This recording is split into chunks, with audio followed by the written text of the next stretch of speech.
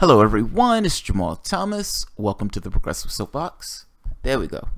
I was having sound issues on the last one and I killed it in order to make sure that the sound was doing what the sound was supposed to do.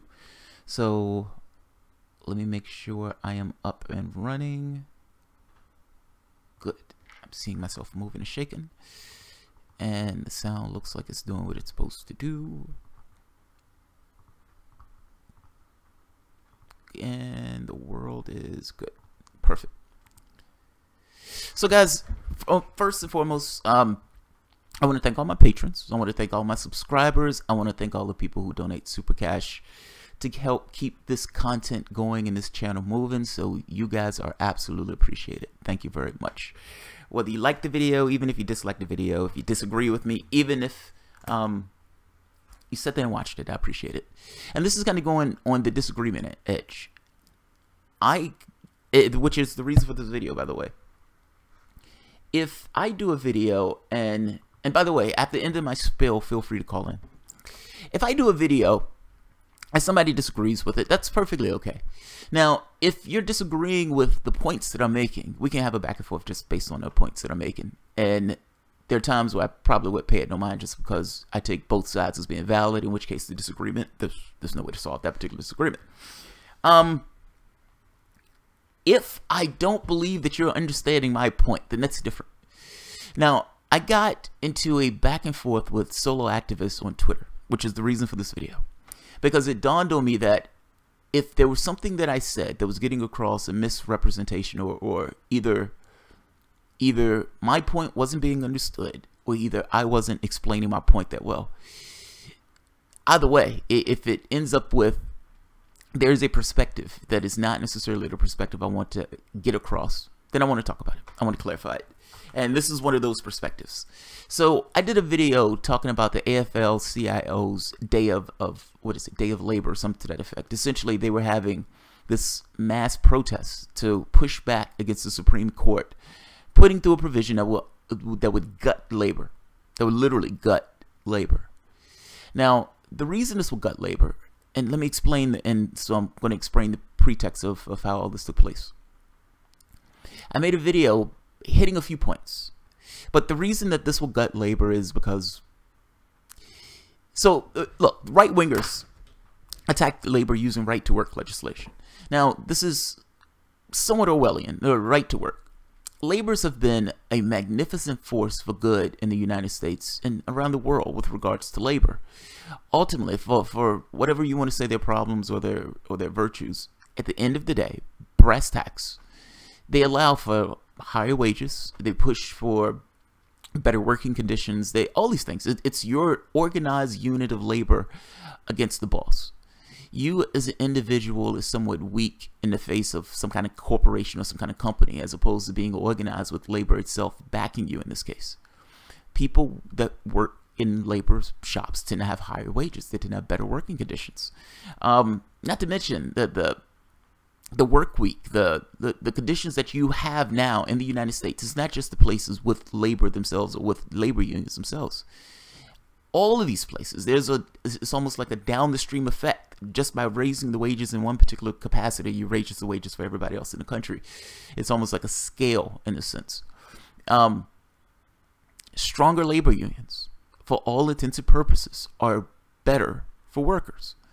There's a reason why Republicans and the bosses and the plutocrats have assiduously attacked workers in the way that they've attacked workers, meaning attacked labor unions. They've decimated labor unions all throughout the United States. They didn't do this for no reasons. They did this because they understood that labor unions represented organized workers. It pushed against their interests. Understand what I'm saying? Having these workers who are in solidarity, pushing for particular things that are in their best interests, it pushes back against what would be considered this kind of capitalistic enterprise where the capitalism is the thing that holds out over everything else. At the very least, having a group of you, having you guys organized, allows you to push for better conditions, better pay, better, etc. down the line. I'm making the point that plutocrats push back against labor unions for this particular reason. The reason why elements of the Democratic Party was against the employee free choice stack had nothing to do with the workers themselves. The workers themselves would have benefited magnificently from allowing labor to expand throughout the rest of the country. Wages would have benefited magnificently by passing this particular piece of legislation. Democrats didn't pass it because at the end of the day, their donors did not want them to pass anything. They did not want to strengthen labor unions. They didn't want to. It would have been against their interests, but would have been to the benefit of the workers. That's the point I'm making. I know I'm repeating this, but I want to nail this home that labor unions have been a vital force in the United States for workers. And mind you, this wasn't just these guys playing tiddlywinks. These guys were murdered. Like they were labor wars to some degree, where the plutocrats, the bosses, were actually killing and injuring labor when labor was pushing back against their agenda, against their they're trying to take it all. The legislation itself would allow workers to opt out. So you go to a shop that has a labor union. You say, for whatever reason, I don't want to be a part of this particular labor union. Now, the labor union still has to represent you. So just because you're not a part of that labor union doesn't necessarily mean that the labor union pulls their support from representing you. It represents all of you. So you can see the problem. If Bob doesn't want to pay his labor dues, the labor union is still fighting for Bob.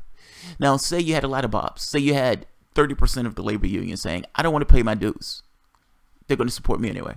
I don't want to pay my dues. You can see how this is going to gut the unions themselves. This allows an undermining of the union from the core of the union itself. You drain the funds away from the union. Now, they call this right to work, which is, again, somewhat Orwellian. At the end of the day, the problem with this type of legislation is that this union is representing you. You can make the determination of whether or not you want to go to a labor shop, meaning you know that there's a union at the shop. You can say yes or no, whether you want to work here or not. But if you work there, everybody who's there contributes. And you contribute because all of you are being supported by that union. On average, these shops have higher wages. And like I said before, having more unions increases the wages throughout the United States, not just at the places and the locations with the unions.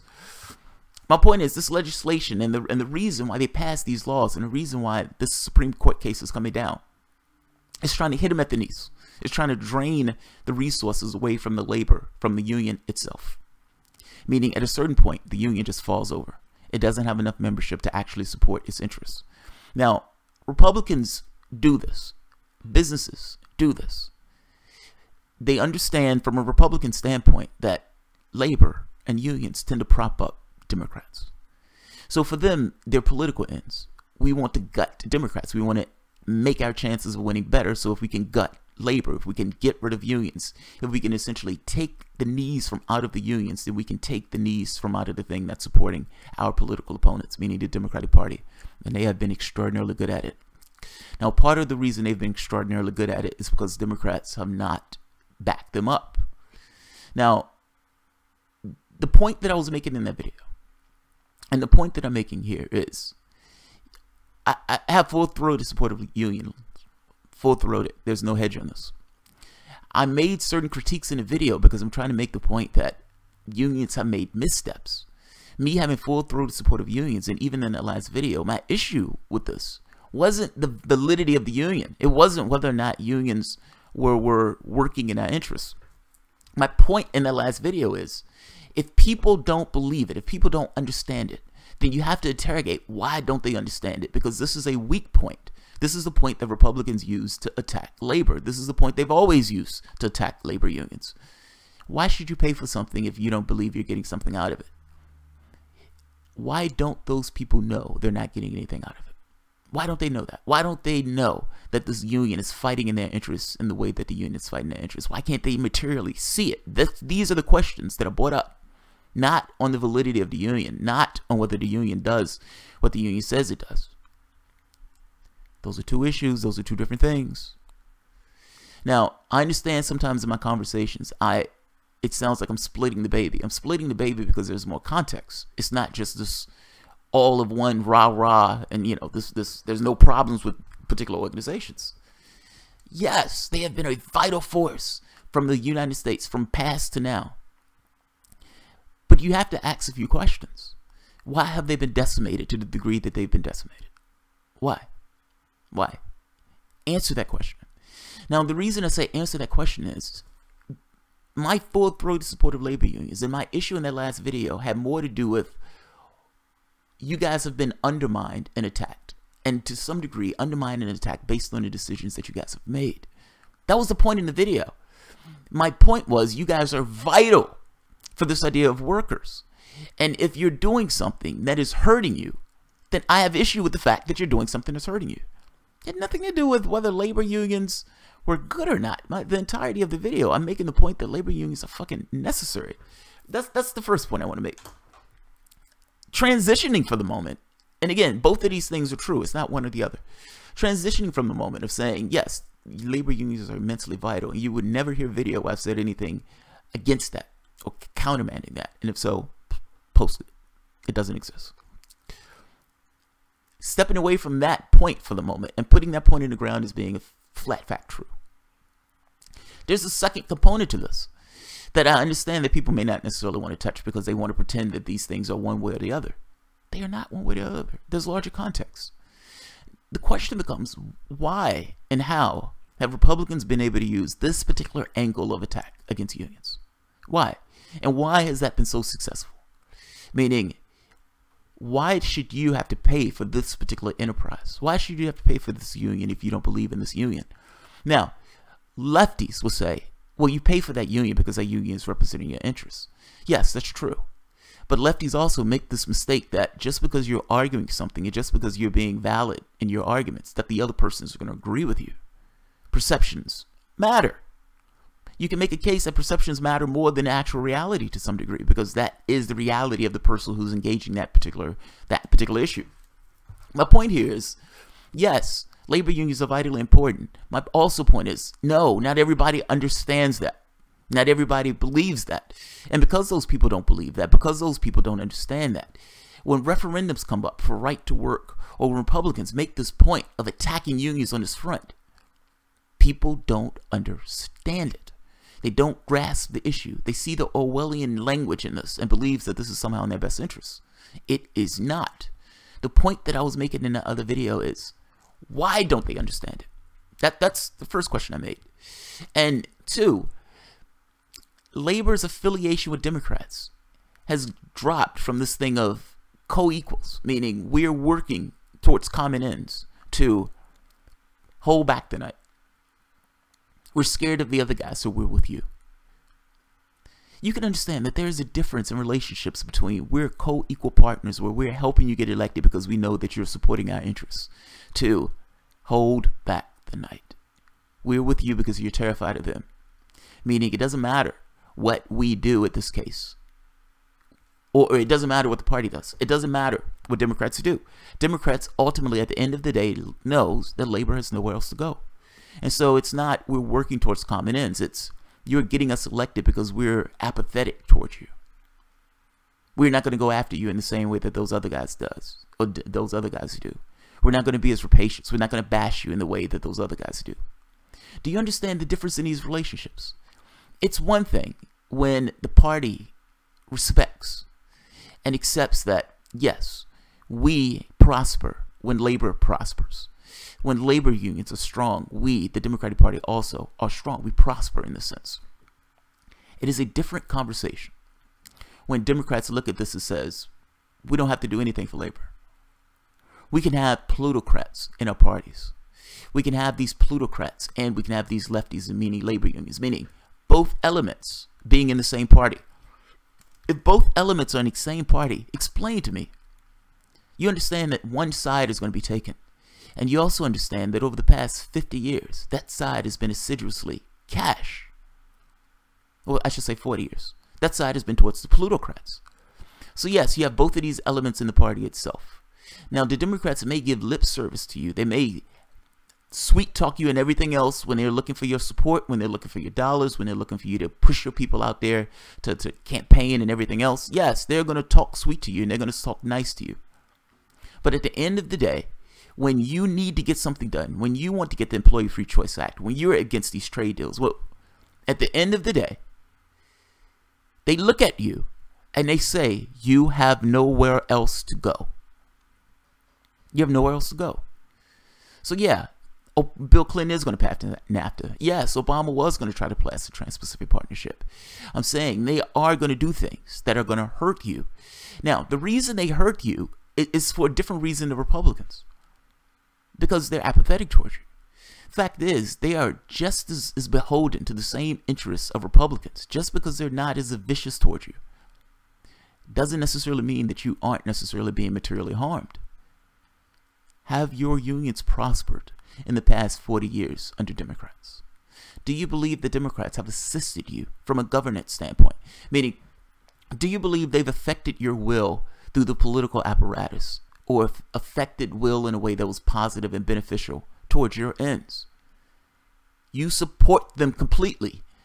You don't support the other party because you know the other party is against you, meaning you're left with one party.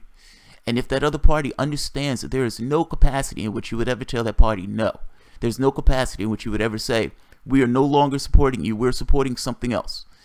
If they know that, you understand that they never at any point have to do anything for you. How many of your members voted for Trump last time? And this was the other point I was making in the piece. Politics. The problem, or the problematic politics, in regards to the way that vote went last time. The clear choice in that election for labor unions was Bernie Sanders. The clear choice was Bernie Sanders. I don't even know how that was in question, at least if you're talking about from the standpoint of labor. One person has assiduously backed labor. One person has been on those lines walking for the labor. The other person, at best, just gave lip service. You can understand the problem if your labor union knows this. If the people of your union completely dislikes Hillary Clinton, half of the country, the majority of the country, or the overwhelming majority of the people, she had the highest dislikes in any poll with the exception of Donald Trump coming in. People did not like her. People did not trust her. And for whatever reason you want to say, they did not like her and they did not trust her, whether you believe it was good or not. That was the reality of the situation. You can understand the situation of telling your labor union to vote Hillary, to go with Hillary in this case. How do you save face with them in this case? When they want one person, you're telling them to go against the person who is not on board with their interests, that they know is not on board with their interests, and that yet and still, for whatever reason, the politics of the situation pushes you to tell your people to vote Hillary. My point here is that there is a difference between the upper echelon and the rest of labor.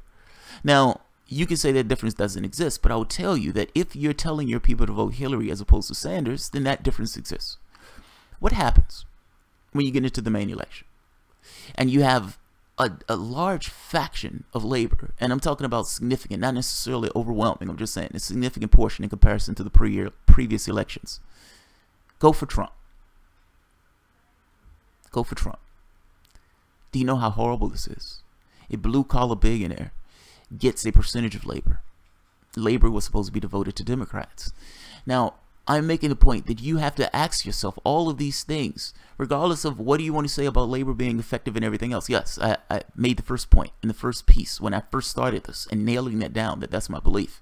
The second point I'm getting at here is contextual optics. What are the optics of this? Why do you have all these people going for Trump? Certainly, it is insanity to believe that the Republican Party is going to represent labor, even more so than Democrats. Democrats are apathetic towards labor. Republicans are going to go after them. And yes, so Trump is going to be on board for going after them. But those people firmly believe, for whatever reason, that Trump was going to be in their best interest. This is something you need to interrogate. This is not something you sweep under the rug under this rah-rah cheer labors. You have to deal with this shit. This is undermining you. This is eating you at the core. This is like Democrats screaming, oh, we don't want to talk about us. We just want to talk about Trump and Russia. No, you do need to talk about you. If there's any salvation for the party, you need to talk about the things and the failures and the reason why people see you guys the way people see you guys. Same thing with unions. Meaning if people don't understand that that labor union is fighting for their interests, you need to address that as to why. If people don't believe that that union is representing their interests, you need to address that. Not to sweep that under the rug with this idea of labor unions help, etc., etc. What you're saying may be true. It doesn't really matter if it's true or not. If that person doesn't get it, if that person doesn't understand it, that person is completely susceptible to things like Trump and Republicans saying you should have a right to work. This is the point that I'm trying to make.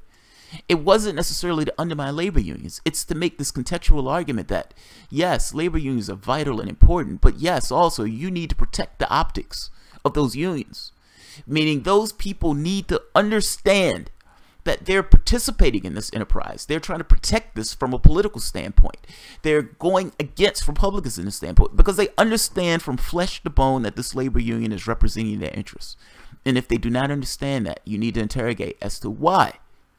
You need to figure out why. And you need to fix that. Now, both of the things that I've said in this case are true. This is not right-wing talking points. The fact is, this is somewhat experiential. If those people did go for Trump, then those people didn't necessarily understand the value of the union itself.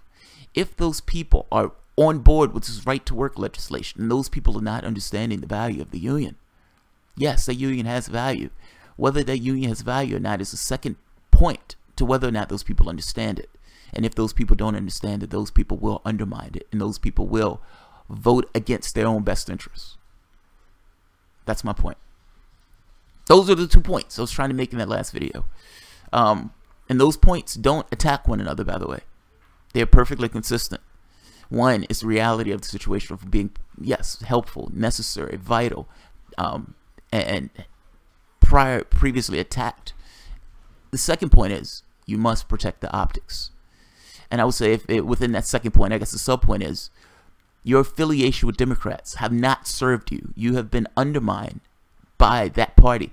Look, for all that you've done for that party over the years, it would make perfect sense in the world for the Employee Free Choice Act. Now, if Democrats weren't going to be on board for passing that, then you should not have been on board for supporting Democrats. Whether you're talking about blacks, whether you're talking about Hispanics, or whether you're talking about labor, they have a perpetual gun to your head. You are terrified. You are terrified of the Republican Party. Let's be honest. Your support of Democrats in this case has gone from we have co-equal partners working towards a common goal to we are terrified of them, so we're voting you in office to protect us. Not help us, protect us. Apathy. My point here is this has not helped you. Ultimately, whatever Republicans do when they get in power, they undermine you.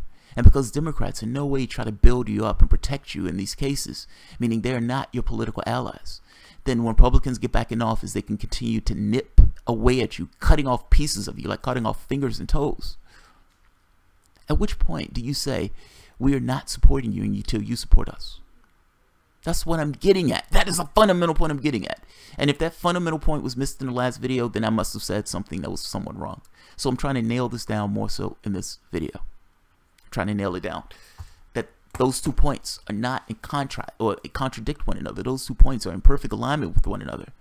One is what is, and the second one is what do people believe to be. And I guess you can say the third point or the second sub-point. Democrats have not aided you in this goal. And ultimately being terrified of Republicans and obsequious to Democrats, regardless of what Democrats do, has made you almost enablers. In a weird opposite reverse way. Because they know that you're going to support them in anything they do, it allows them to do anything that they want, even when those things are against you. So yes, Bill Clinton is going to pass NAFTA because you have nowhere else to go. Yes, Obama is going to try to pass the Trans-Pacific Partnership because you have nowhere else to go. Yes, TISA is going to come down the pike because you have nowhere else to go. No, he's not going to pass the Employee Free Choice Act because you have nowhere else to go.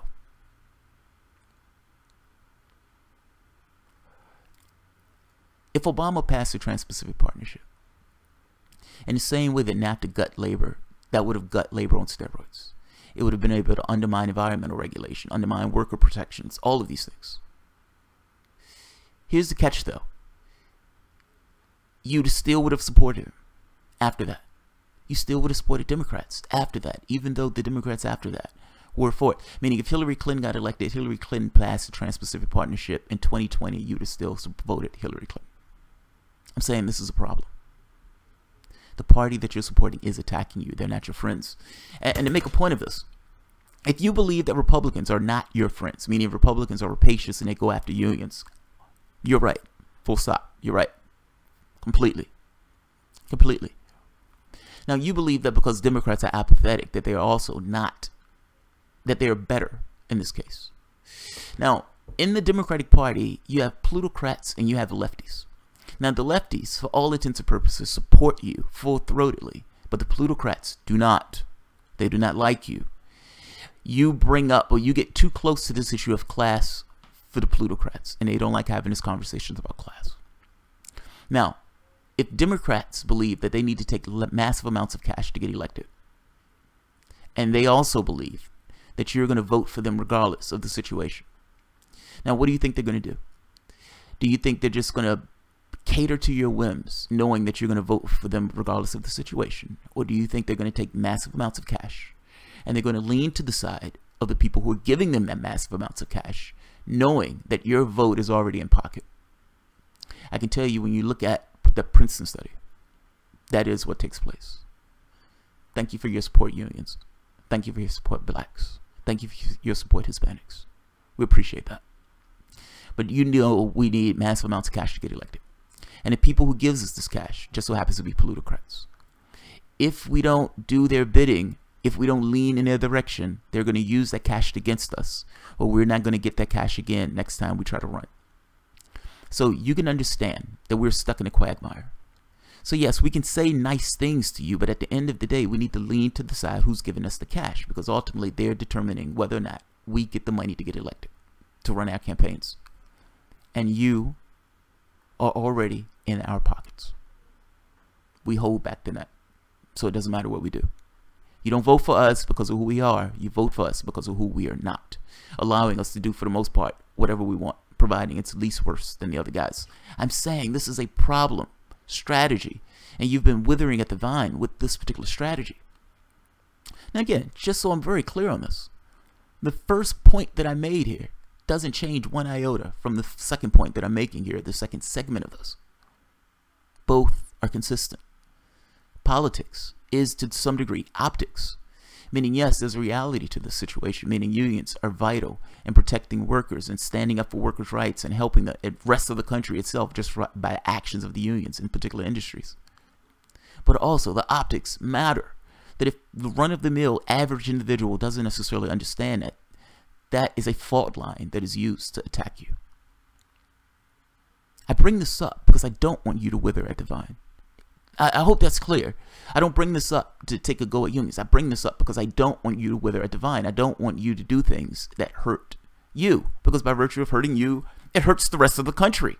I mean, fuck, man. Wages have been stagnated for the last, 30, 40, 50 years, 40 years.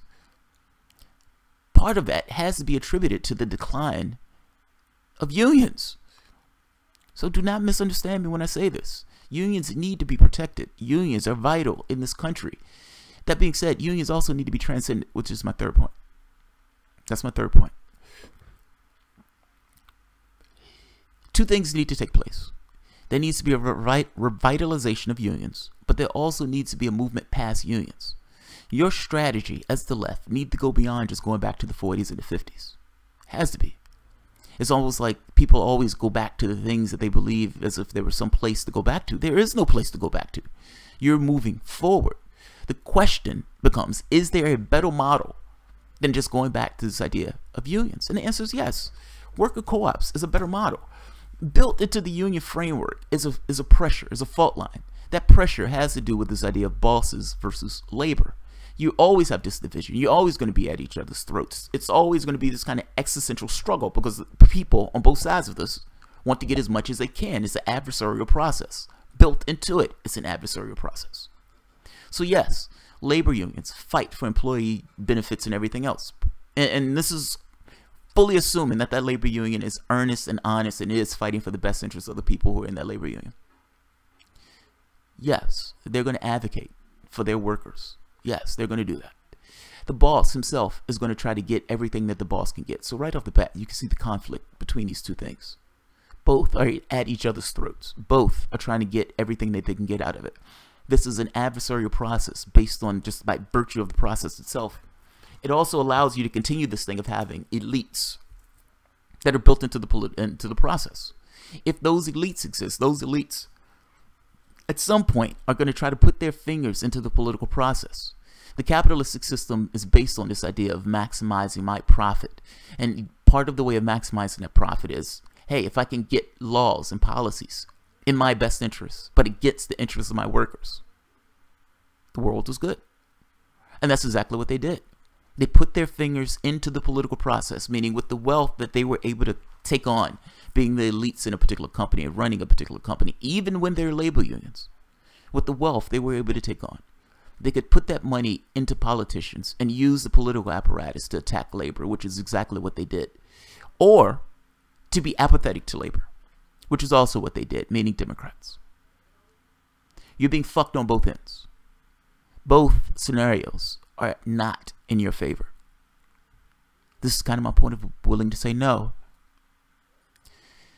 The point here that I'm trying to make is unions, to some degree, it's built with a certain amount of friction. That's all I'm saying. It is the best edifice that we have at this point, meaning it's the most well-developed, I think, that we've had in the United States for organized labor. So it is vital, it is important, it has done magnificent things in this country, and it has taken magnificent hardships to do those things. But it doesn't necessarily mean that the only place that you ever go back to is what you've always done. Worker co-ops, any lefty that's running at this point, yes, you have full-throated support of labor unions. That's true, that doesn't change. But any new business or any new model that's coming up, meaning if lefties get in power or lefties are trying to get in power, the argument here is worker co-ops is not just going back to the labor unions. Yes, you allow labor unions to form in companies where private enterprise is in that company, meaning if this is just some kind of corporate enterprise, you pass legislation that would allow unions to form easier. That's true. Full-throated, yes, no hedge. No hedge. That being said, if you get the opportunity, the legislation that you also need to push is for worker co-ops. And you need to use the political apparatus to allow worker co-ops. If a company is going to try to sell itself overseas, allow laws to allow those workers who own that shop or who work at that shop to purchase that shop as a worker co-op. And the government can loan them the money in order to purchase that shop. I'm saying you can use the political apparatus itself, if you had a party that actually represented your interests, to exceed unions. I think the thing that was aggravating me in that conversation, and it was nothing that I was saying was sharp. I was trying to understand where he was coming from, because my feeling was, what are you talking about? This is not my position on unions at all. But I realized when I have these conversations, not everybody understands the context or the nuance that I'm making when I'm being specific to certain points. Just because unions is where we were doesn't necessarily mean you stop there. Why do we need a New Deal? My point is, go further. Go further. Worker co-ops goes further. My position is to the left of labor unions. Eliminate elites from the process entirely. If you're a lefty and you're pushing for worker co-ops, what you're saying is, I don't want elites in the company itself. I want to get rid of the plutocratic component of companies. We as workers can run these companies ourselves. We can have we can have ownership of the mechanisms of production in a society. We can do that. Elites are superfluous. They don't do anything. I know they run the companies, but that's not something that you need them to do. The workers themselves can make the determinations on what takes place in a company. Right off the bat, you do two things. Workers are not going to sell their jobs overseas. So this idea of these guys being exported jobs and all this other stuff, for all intents and purposes, goes away. And the second point, workers are not going to allow one person to get $20 million while somebody else makes, $8 an hour. Right off the bat, you end up in a situation with higher wages all throughout the company because you're not paying somebody some ungodly sum of money that they don't deserve.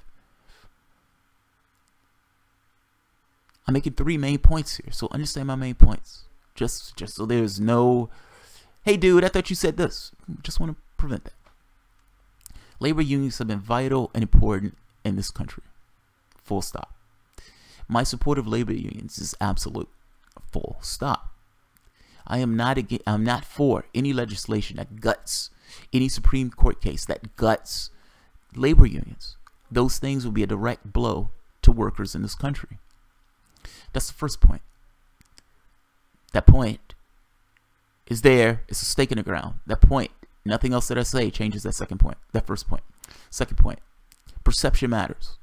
Meaning, if people don't understand that labor unions are vital, that they have been a force for their wages in this country, then those people are not going to necessarily understand what it means to have a right to work legislation. And they may fall in line with the perceptions that Republicans are spinning, meaning the propaganda that these guys push with right to work legislation and everything else. People will become more susceptible to that. No, they're not right in this case. But yes, it doesn't necessarily matter whether Republicans are right or not. Republicans are pushing this legislation because politically, labor unions tend to support Democrats, so they don't like labor unions in this case. But also because their donors, plutocrats, hate labor unions because labor unions, they understand, means higher wages, better working conditions. Your workers, or the people who are in your union, need to understand from a flesh-to-bone way the benefits of that labor union. Otherwise, you are going to lose those people. They're going to be susceptible to what Republicans are pushing in those optics. Matter. That was the point that I was making. Those people need to flesh-to-bone understand why those unions are in effect, how those unions help them, how those unions are a benefit not just to them, to the rest of society itself, and why a decrease in union membership, an attack on unions, is inevitably an attack on workers and organized labor. Those 2 points, again, don't conflict with one another. Both are true. Both are true. Optics matter. Lefties think just because they have an argument with somebody, that just because they're right, that the person is going to just say, okay, you're right. A logical argument is not the bee's knees. It's not the end-all be-all. People don't necessarily always function on the basis of what's a logical argument. Oftentimes, people, what they feel about it. And oftentimes, people have this belief that they know something that they don't necessarily know. It's like smart idiots. So they would say, well, I don't want to put money into this union. This union doesn't do anything for me. And it may even be personal. It may even be that specific union that they're in. It's not necessarily doing something for them, meaning they have a perspective of all unions based on the union that they're in. Now, you can say those people are wrong. You can say those people are crazy. I'm saying it's besides the point. If those people are susceptible to Republicans attacking on union in this way, then they're going to be able to undermine your union based on that particular fault line. That needs to be resolved. You can't just have it rah-rah, everything is great and everything is rainbows while these guys are cutting you out at the knees. You need to figure out, why are they cutting you out at the knees? Context matters. Context matters. Point 2A, Democrats are not your friends. The same people who are buying Republicans are the same people who are buying Democrats. The same person who would support Jeb Bush is the same person who would support Hillary Clinton. She would not pass Employee Free Choice Act. Obama would not pass Employee Free Choice Act. All of these people are globalists in the sense that they are perfectly on board with trade deals. Meaning all of these people understand that at the end of the day, you have nowhere else to go. And because they understand you have nowhere else to go, you are not co-equal partners in the relationship. You, African Americans, Hispanics, all of these people, it's not that you love Democrats. You're terrified of Republicans, so you just vote for the Democrat in office, allowing that Democrat to have a free hand in what that Democrat, whatever they want to do. Meaning as long as there's one concentration camp less, you'd vote for them. They're apathetic towards you because they understand that it doesn't matter what you do. It doesn't matter what you say. That at the end of the day, you would vote for them. Or at the very least, leadership will push for you to vote for them. Point 2C was this schism that was created with the idea of you telling your people to support Hillary Clinton over Bernie Sanders, when those people know full well that Bernie Sanders was the best bet. And the problem associated with union, when many of their people who were in that union ended up voting for Donald Trump. Part of the reason that I think the union came out saying that they were thinking about another party was because they understood the fault lines. That what leadership wanted was somewhat different than what the run-of-the-mill worker wanted. And this complete support of Democrats, to some degree, has undermined the union itself. Has undermined the union itself. All of that is flat fact true. Everything that I've said up to this point is true. So do not misunderstand what I'm saying. And the third point, and I'll end it on this and I'll take calls or people because this is going magnificently long. I'm repeating this because I want to make sure that it's understood, where it's not like, hey dude, here's information that you already knew, saying something that you don't necessarily believe. No, I want to nail it down. And the last point, worker co-ops fixes the issue that is built into this idea of boss versus worker relationship. The boss being this issue being the friction between what the boss wants versus what the workers want. Worker co-ops eliminate the plutocrat from this. It eliminates the elite. It eliminates this issue of sending jobs overseas. And it also eliminates this issue of one person getting magnificently wealthy off the backs of everyone else. Because at this point, the workers themselves are the ones who are running the companies. Don't just go back to the 40s. Look for something that transcends where you are. And I would say that, yes, a lefty, meaning if lefties are advocating for anything, they need to advocate for support of labor unions. Yes, particularly if you have a private enterprise. But any new enterprise that's started, if there's any capacity to use the law and the legislative apparatus to support worker co-ops, then you should do it. It would be in the best interest of workers in this country, and it will raise wages in this country. All right, so let's see who's here. That's going to be the end of my spiel. This spiel has gone way, way too long. You should not have taken 40 minutes. I don't like being misunderstood. That's all. And I feel like when I'm misunderstood, I've either said something wrong, I put too much emphasis on something else. I understand people have their perceptions, meaning it's like I like Hillary Clinton, so anything somebody says bad about Hillary Clinton, even if it's true, I don't like it. So those things too, meaning people filter that stuff through their own perceptions. So I want it to be magnificently clear, meaning each point being made is a stake in the ground. I don't want there to be any, well, I thought you said, no. I want to be completely clear. Completely clear. Adored Pariah. Hey Jamal, what do you think about the idea of globalism? It seems like we're already there in many regards, like multinational corporations, but we refuse to adhere to most kinds of global standards. So, look, the issue with globalism is not globalism. The issue with globalism is greed and the people who are in power using this as this way of undermining workers, undermining worker protections, undermining environmental protections, and essentially to create this kind of multinational corporate state that exceeds the power of regular states. That's the point of globalism. That's the problem with globalism. These trade deals are not trade deals in the sense that, you know, they're equal exchanges. These trade deals are usually just corporate giveaways. I mean, a lot of the deal don't involve with trade at all. It just involved with like a rewriting of regulations within the country itself. And to give an example, tuna nets. What is it? Dolphin safe nets. The United States had to change its laws because it was taken to court, if I'm not mistaken, by Mexico, because Mexico said that it couldn't afford to use dolphin safe nets.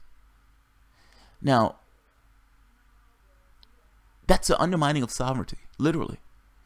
The Trans-Pacific Partnership was going to put this on steroids. It was going to put this on steroids. People have issue with globalism because those people realize that they've lost their jobs because of a lot of this stuff. Liberals like to say, oh, this is just natural ebb and flow, man. This is natural ebb and flow. This is a work of God. This is a work of God. Not a work of the trade deals that I've been passing and advocating. It's a work of God. No, this is policy. This is trade deals. They're fucking you over. Both parties are fucking you over. If Mitt Romney was in that office, meaning if Obama lost and Mitt Romney was in that office, they would have passed the Trans-Pacific Partnership. They didn't pass it because they didn't like Obama. That's why. Obama wanted to pass it. Republicans wanted to pass it. Both parties are the problem in this situation. My angst here, I guess, if anything was getting across that I was being critical of labor, it was because my feeling is you're working with somebody who is not working for you. That's my angst. That's my angst.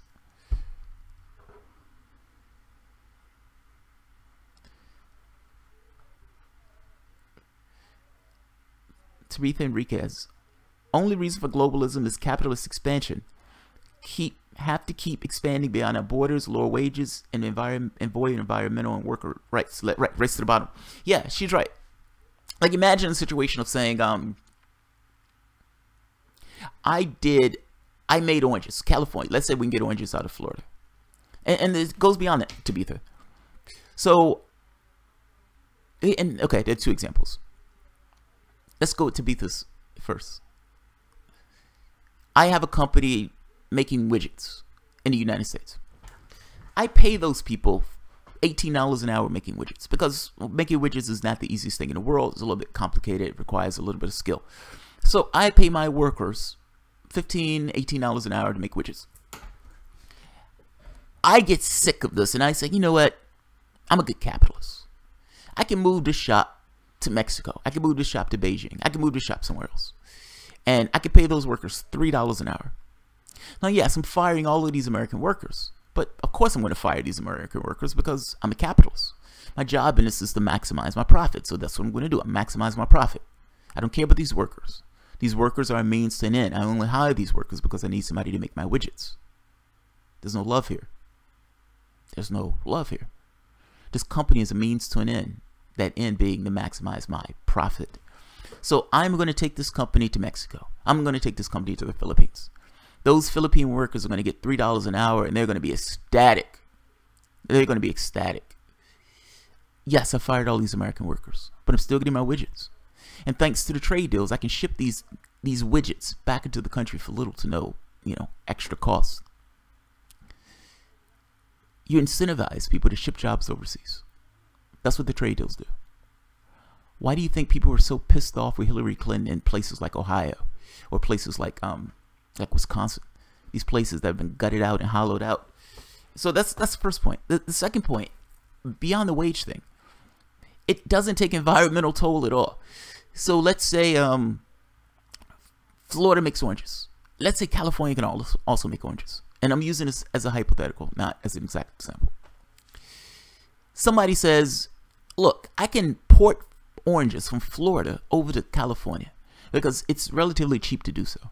Now, California can make its own oranges, yes. They have the capacity, yes. They have the people, yes. But somebody thought it's cheaper to do this. Now, what does it mean for it to be cheaper to do this? That cost, the cost that they're coming up with, doesn't take environmental toll into this. Meaning pumping these things from place A to place B, even though place B can do the thing themselves. They ignore environmental costs. They ignore environmental degradation. They ignore the oil that it takes to burn. They ignore the oil being burnt into the atmosphere. They ignore all of the environmental hazards associated with the things that they're doing to make the system work. They act as if there is no environmental toll at all to what they're doing, meaning in this kind of globalistic process. Look, all I'm saying is there are problems with this globalism stuff. And the main problem, though, is that it's not fair trade. It's not equal exchange. Ultimately, it's been at the top of the 1%. And to put it in perspective, do you understand that when they were trying to pass the Trans-Pacific Partnership, this lefty liberal President Obama, the goal was, it wasn't even to be talked about until 4 years after it was passed. It was that ghastly. They understood that people were going to recoil in horror once they started seeing the provisions and reading what was in that bill. They weren't going to tell you about it until after it was passed. Fucking gross. Read it yourself. It's gross. You weren't in that room that was making that deal. Corporations were allowed in that room. You were not allowed in that room. So if corporations were going to be allowed in the room to write a trade deal, do you believe that that trade deal is going to be in your best interest or in their best interest? Come on. Let's be honest. Let's be honest.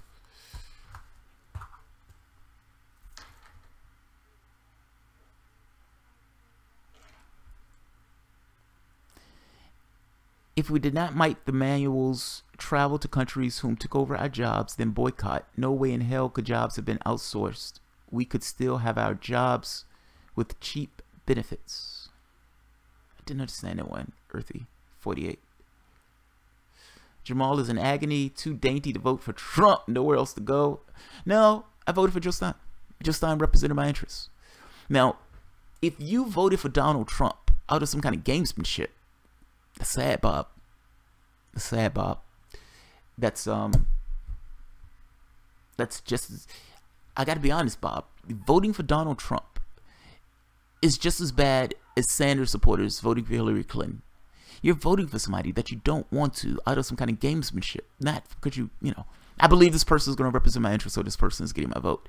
No, it's, I want to punish Democrats, so I'm going to vote for Donald Trump, even though Donald Trump in no way represents my interests.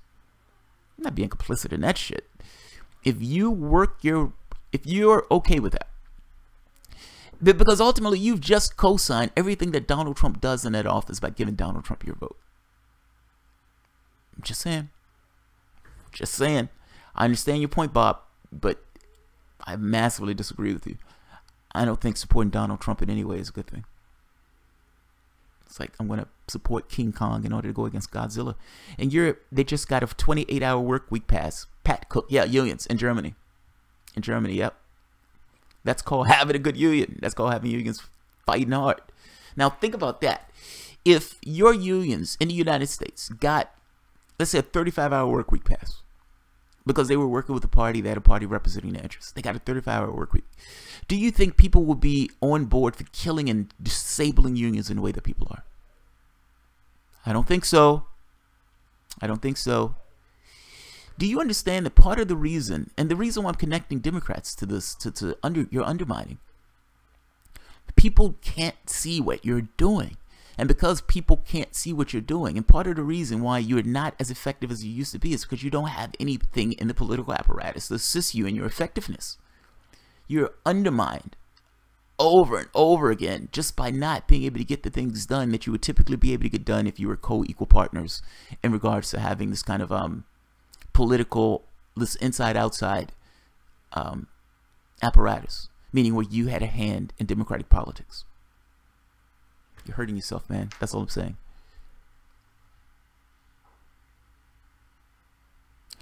Jamal is correct, Bob. Voting for Trump as a protest, as a strategy, misses the point. Garnome agreed. You vote for who represents your interests. It's that simple. It's that powerful. It's that simple. It's that simple and that powerful. They're playing games. I don't, like, you understand that to some degree, when they're making this argument of why you need to vote for Hillary Clinton, that's gamesmanship. That's the same gamesmanship that takes places with, I'm going to vote for Donald Trump to go after Democrats. It misses the point magnificently. Vote for who represents your interests. Stop with the game shit. Vote for who represents your interests. Let the shit fall out the way it falls out. You hold people accountable when they know that they're not getting your vote. Whether you understand that it's not, if all of those people who wanted to vote for Sanders voted for Jill Stein, think about that.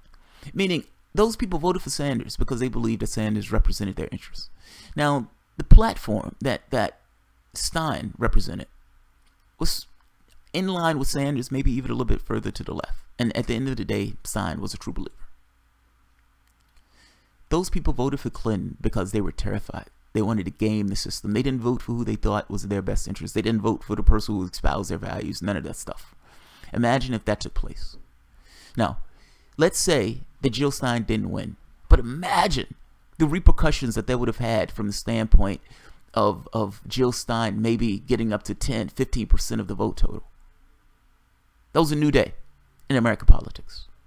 You'd have had another major party that had just been created that Democrats had to deal with.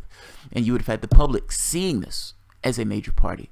Meaning this hurdle of legitimacy, to some degree, would have been gotten past.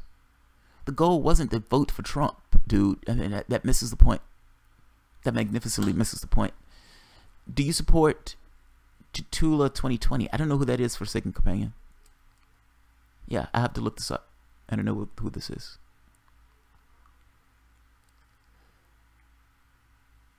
Skunk Factory. China is cheaper than unions. Skunk Factory, no, they're not. No, they're not. I know what you mean when you say cheaper, but cheap, it goes beyond just this thing of price. China, okay, let's just engage that. China, for all intents and purposes, can supply everything that the world needs, meaning all the supplies that the world needs. You don't need all these countries doing this stuff. Say, fuck it. Let's just give all the jobs to China. Let China do all of it. China is cheaper than unions. Where are the people going to work in the States? Meaning, for all these jobs that are shipped over to China, where are these people going to work? Your system, your capitalistic system, doesn't account for this thing that these people need jobs. It doesn't care. It's a crapshoot. It's a Ponzi scheme to some degree. Good capitalists will move their businesses when they get the opportunity to do so. So yeah, you're right. What I'm asking is more fundamental. Once they move those jobs, where are those people going to work under that model of events? Worker co-ops are cheaper than China. Worker co-ops are cheaper. A, you're not paying somebody $20 million a year while somebody else starves. B, you can sell your product at somewhat of a cheaper price while at the same token making sure that everybody in that company makes more. Meaning everybody gets a pay raise while at the same token the price of whatever you're selling stays the same, or for that matter can even go less if you're not paying that CEO $24 million a year, or the execs all this other money while everybody else starves. you eliminate the elites out of the equation, you have more latitude to run that business. Worker co-ops are cheaper than China, particularly if you're taking a societal impact into account. Pat Cook wanted to use carnage for justification to go to war with Cuba. Yes, agreed. Tony H. Unions mean safe work, guarantee work, and higher pay. It's literally a Republican wet dream, but they're too stupid and blinded by their pride. What do you mean, to undermine workers? I mean, to undermine unions? Yeah, it is a Republican wet dream to undermine unions. But not everybody understands that. Forsaken Companion. So, Bob, your strategy was in voting for the greater evil? Yes, it was. Yes, it was. And I be the co-op leader are not fat cats. Jacqueline Thompson. Yeah, right there. But see, with the worker co-op thing, it depends on how you organize your co-op. You can have it where not the same people are running the top. If I'm saying that bad. You can have a situation where you rotate your leadership in the company itself, or you can have it where each person is under a certain scrutiny that's not necessarily afforded in the totalitarian workspaces that people involve themselves in now. So yeah, it just depends on how you organize it. But Jim Hayden, Grand Inquisitor Robert Mueller, Mikey Michael is a Russian bot. Hey, you hide. The answer is getting money out of politics like a normal, civilized society. That is also true. That's one of the answers. I voted for Jill Stein in Wisconsin. Fucking A, Luca. Jim Hayden, vote for the greater evil. Adored Pariah. I think a lot of metaphorical Molotov throwing Democrats that voted for Trump just did it because they knew Trump was the only one with a chance to beat Hillary, the person who took out Bernie. Well, yes and no. So I've always made this point that your power is demonstrated if you have the capacity to make them lose. Well, in Wisconsin, apparently there was enough Jill Stein voters that made them lose. Now, understand the point here, though. A Jill Stein voter is a Green Party voter. That person is not a Democrat. If you're going to say that Jill Stein voters should have voted for Hillary Clinton, you might as well say Republican voters should have voted for Hillary Clinton. Fucking makes no sense. They're different parties. Different parties. They're not in cooperation with one another. Felicia Sedova. Corporate Democrats cannot serve their donors on Wall Street and serve the needs of workers. They are diametrically opposed. That's my point.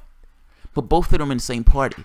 So if labor unions consistently support Democrats on this, then who are they going to represent? Meaning, do you believe that Democrats are going to represent unions or represent the people who are paying them?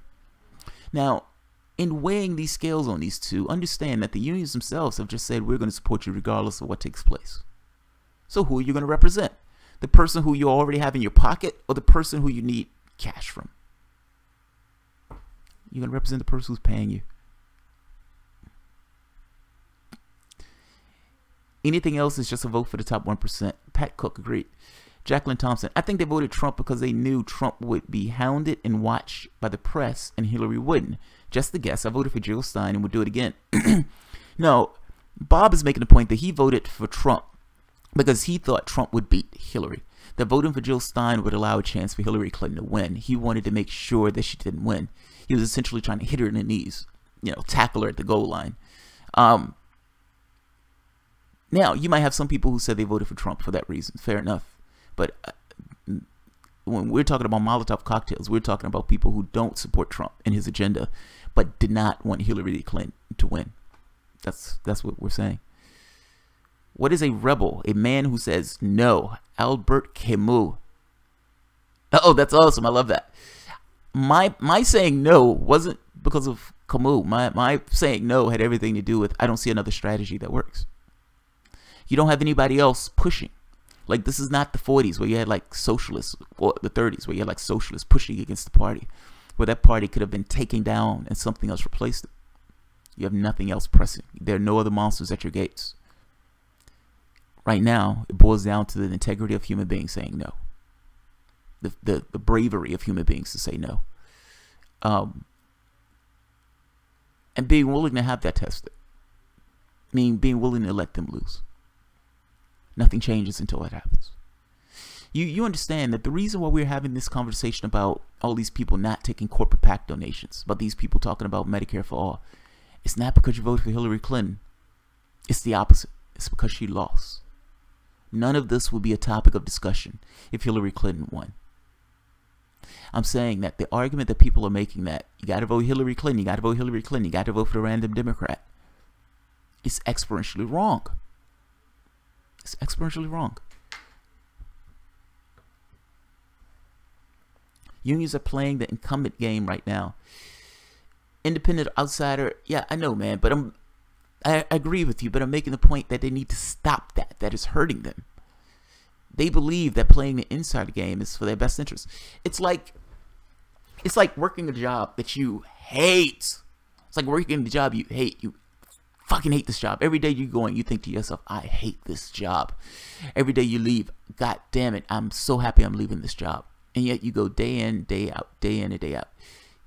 Miserable. A finite life with all the potential of a human being. Miserable.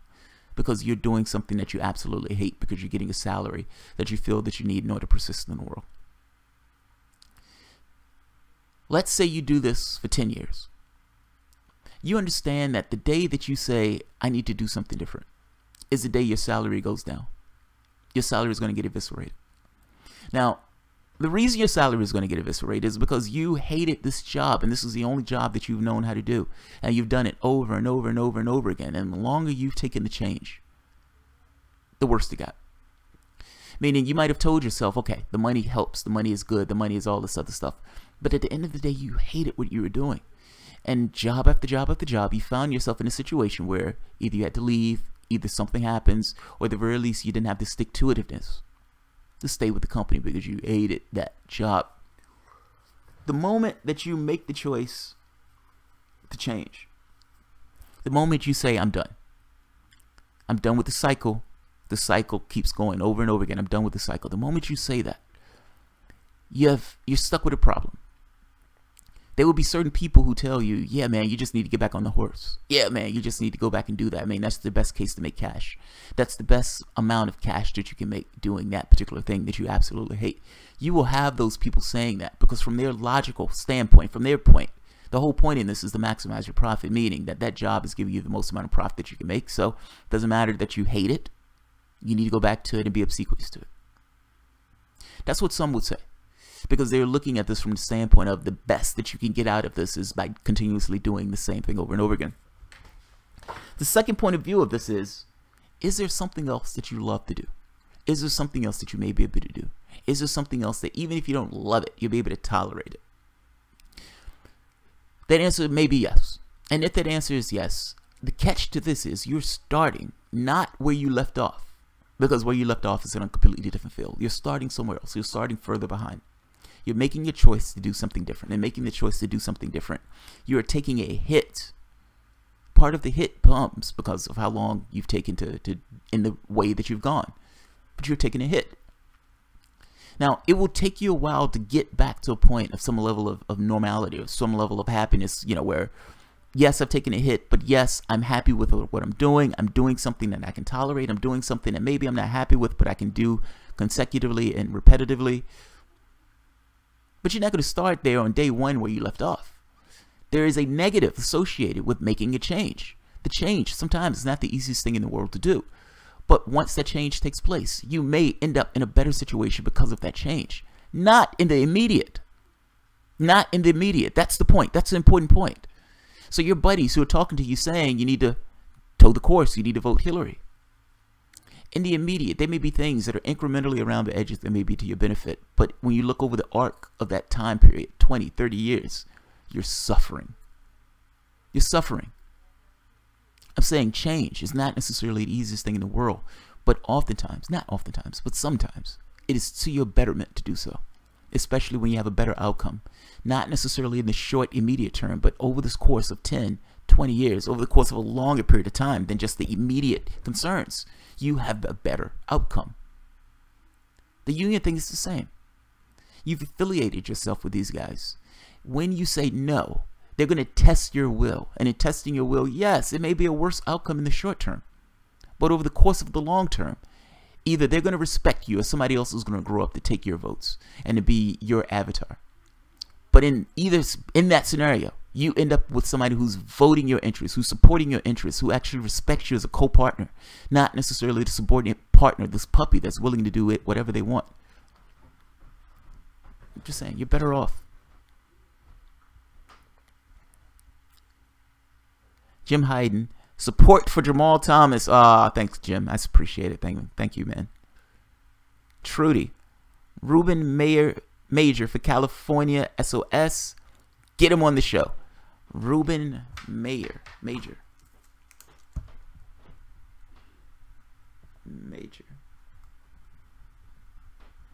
I will try.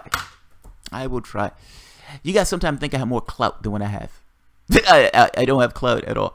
I hit Lee Camp up. I was like, hey Lee, would you like to be on the show? And initially he was like, yeah, hit me up at this address. And then I hit him up at the address. He was like, yeah, that's okay. That's okay. I don't have the clout that people sometimes ascribe to my show. But I'll check it out, see if I'm interested. Violent revolution historically almost never achieve what they want. They just become the new establishment. Adore pariah. Because they don't change the apparatus. They try to continuously use the state apparatus. And beyond that, adored apparatus. I'm not talking about violent revolution. The violence of no. That's where I'm going. I'm saying drawing a fundamental line of the things that you're willing to accept and the things you're not. That's all I'm saying. Does this person represent my interests? Yes or no? If the answer is no, then that person's not getting my vote. And to be clear with that, it's important, it's vitally important that people understand that this is the line that I am drawing. This is my line. You're not going to get my vote. You're going to consistently and continuously lose if you toe this agenda. That's my point. That's my precise point. And to be clear on that front. Now, it's not because I think it's awesome that Democrats are going to lose, because they are going to test your stamina on this. They are going to play this game of chicken to see if you're serious about the things that you believe or the things that you want to value. You understand that the only reason they're doing what they're doing in regards to the line that they toe and the failures that they take on is because they believe that this is the minimum amount that they need to give you and continues to get your support. There's a meta-narrative in this negotiation in the sense of plutocrats saying what is the lowest that the public is willing to accept. And we're going to give them the lowest that they're willing to accept. It's like you're in a job interview. What is the lowest amount of money this person will take? What is the lowest amount I can get them for? I just wish to shake people out of it. That's all. Jim Hyde. Nah, thanks, Jim. I appreciate your support. Guys, I appreciate your super cashing and Patreon donations. Sometimes I don't always see it in the beginning when I'm doing my spiel. If I ever miss it, bring it to my attention. And either way, it's absolutely appreciated. I said before, I'm trying to do this more part-time, so I'm trying to do this more. I'm trying to be able to devote more time to the show and everything else, and essentially work a part-time while doing this one part-time. So, to some degree, that is tightening belt and everything else, but I enjoy this, and I think I can make this something that's more robust. And so, yeah, and not to mention my wife and I are talking about travel, so we want to change our lifestyle in the way that we like work remotely, travel, and this other stuff. My point to this is, it's long story short, I appreciate the support that you guys give to the channel, and it really does help with the content. Thank you very much. Thank you very much. Carl Erickson, if foreign producers want access to markets with prosperous middle-class consumers, they need to follow the rules helped create this prosperous, decent wage, environmentally safe regulations. Carl Erickson, that's, yeah, I get that. But again, I understand my last point. The argument here that's taking place, the meta-narrative here is, what is the least the public will accept? That is the narrative. Because that's what you're going to get. What is the least you're willing to accept? What is that fundamental line you're willing to accept? When Democrats look at you and say you have nowhere else to go, if you tell them you're right, then they're going to take that. They're going to say, good, you have nowhere else to go. And we're going to do what we want to do. So yeah, we're going to crash NAFTA. Yeah, we're going to be apathetic to unions. Yes, we're going to hurt workers and environmental regulations and all this other stuff. We're going to do all that because you've told us that ultimately you're not going anywhere. We can do whatever we want. You're not going anywhere. Look, my point is, that's a problem position to take. Imagine yourself being in a marriage and your husband realizes, I can have sex with the maid, I can slap the kid, I can slap the wife, I can throw her down the steps, I can kick her, I can punch her, I can be a heroin addict that's also an alcoholic. I can do all those things. Because at the end of the day, she may bitch, she may moan, she may complain, she may argue, she may do all these things. But she will come back at the end of the day and fix me a ham sandwich. That's what you guys are. You're enablers. My angst here is because I feel like all of these groups enable Democrats to be failures that they are. And that the reason that they're failures in the way that they are is because you enable them to do so. By accepting the "you have nowhere else to go" argument, you enable them to do so. Being brave enough to say no is a radical transformation to things. It is a revolutionary sea change in politics. The Natural Progressive. Jamal, get Tim Black on your show. Seen him last week live with Lee. He is way more open. Yeah, I doubt if Tim Black will come on my show. I doubt if Tim Black will come on my show. Tim Black went into a tizzy because I said his interview with Susan Sarandon was tepid. His defense of Susan Sarandon on he was on Sam Cedar's show. He was on Sam Cedar's show. For whatever reason, he went on Sam Cedar to argue with Sam Cedar. Sam Cedar is not a guy to jump on. He is. Do not randomly jump on Sam Cedar. You guys can say whatever you want about Cedar. He is not the guy to just randomly jump on. I've seen him eviscerate people on that show. Tim Black, for whatever reason, decided to jump on Sam Cedar that day, and he caught a bad one. Now, looking for things to talk about in that particular thing, because I don't want to go after him on this point, I made the point that I thought his defense of Susan Sarandon was somewhat tepid. Tepid is perspective. It's subjective. How do you argue that your perspective on this wasn't tepid? If I'm giving this vociferous argument, this strong argument for Susan Sarandon, like this unchained argument for Susan Sarandon, then tepid is just perspective. It's contextual. It's relative to what I am saying. Meaning that if I am saying something and I feel like I'm being very strong on this particular point, then anything less than that, to me, from my perspective, is going to be somewhat tepid. He didn't like that word. He thought that word was hasidity. And he did a show flipping out, losing his shit over being called tepid. And I didn't even call him tepid. I call this defense of Susan Sarandon, in that particular case, tepid. So, yeah, I don't see that happening. And not only do I not see that happening, I don't see myself doing that. Jamal doesn't take enough amphetamines to host elite camp. Whatever. Whatever, Bob. Fuck that, Bob. Fuck that, Bob. I can out-amphetamine the best person on amphetamines if that means Lee Camp comes on the show. I gotta be honest, I really wanted Lee Camp on the show. And not just that, it's like when I asked him, I was like, I guess my feeling was, it was weird. My feeling was, all right, he follows me on Twitter, fair enough. So I was like, okay, so maybe he knows who I am. So then when I asked him and invited him, he was like, I thought he said hit him up. So I hit him up on his email and he didn't respond. And then I was like, okay, he did say hit him up on his email. So let me just hit him up again, make sure he saw my email. And he was like, yeah, man, I kind of don't want to do this. And I was like, fuck. And then I was telling my wife, I'm going to be really petty. I'm going to get like 100, 200,000 subscribers. That's my job. That's my goal now. And when I get 200,000 subscribers, I'm going to invite him on again. And then cancel. Be like, yeah, dude, I'm sorry, man. I had to cancel at the last minute. My bad. She was like, oh, so you're just going to be a dick about it. Yes, I'm going to be a dick about it. I'm going to be a dick about it. Oh, wait. Bob. What was the thing? Bob TV. You are the man. I appreciate you, brother. Oh, thanks, Bob. Thanks, Bob. Bob TV has a channel, by the way. So check Bob out. Bob is also awesome. Bob, I'm subscribed to you, dude. I like you too, man. Bob TV, that's another Bob, not me. That's another Bob? I didn't know there was another Bob. Yeah, I thought you were Bob TV. My bad. I thought you were the channel I was subscribed to. Unless somebody was talking about something else.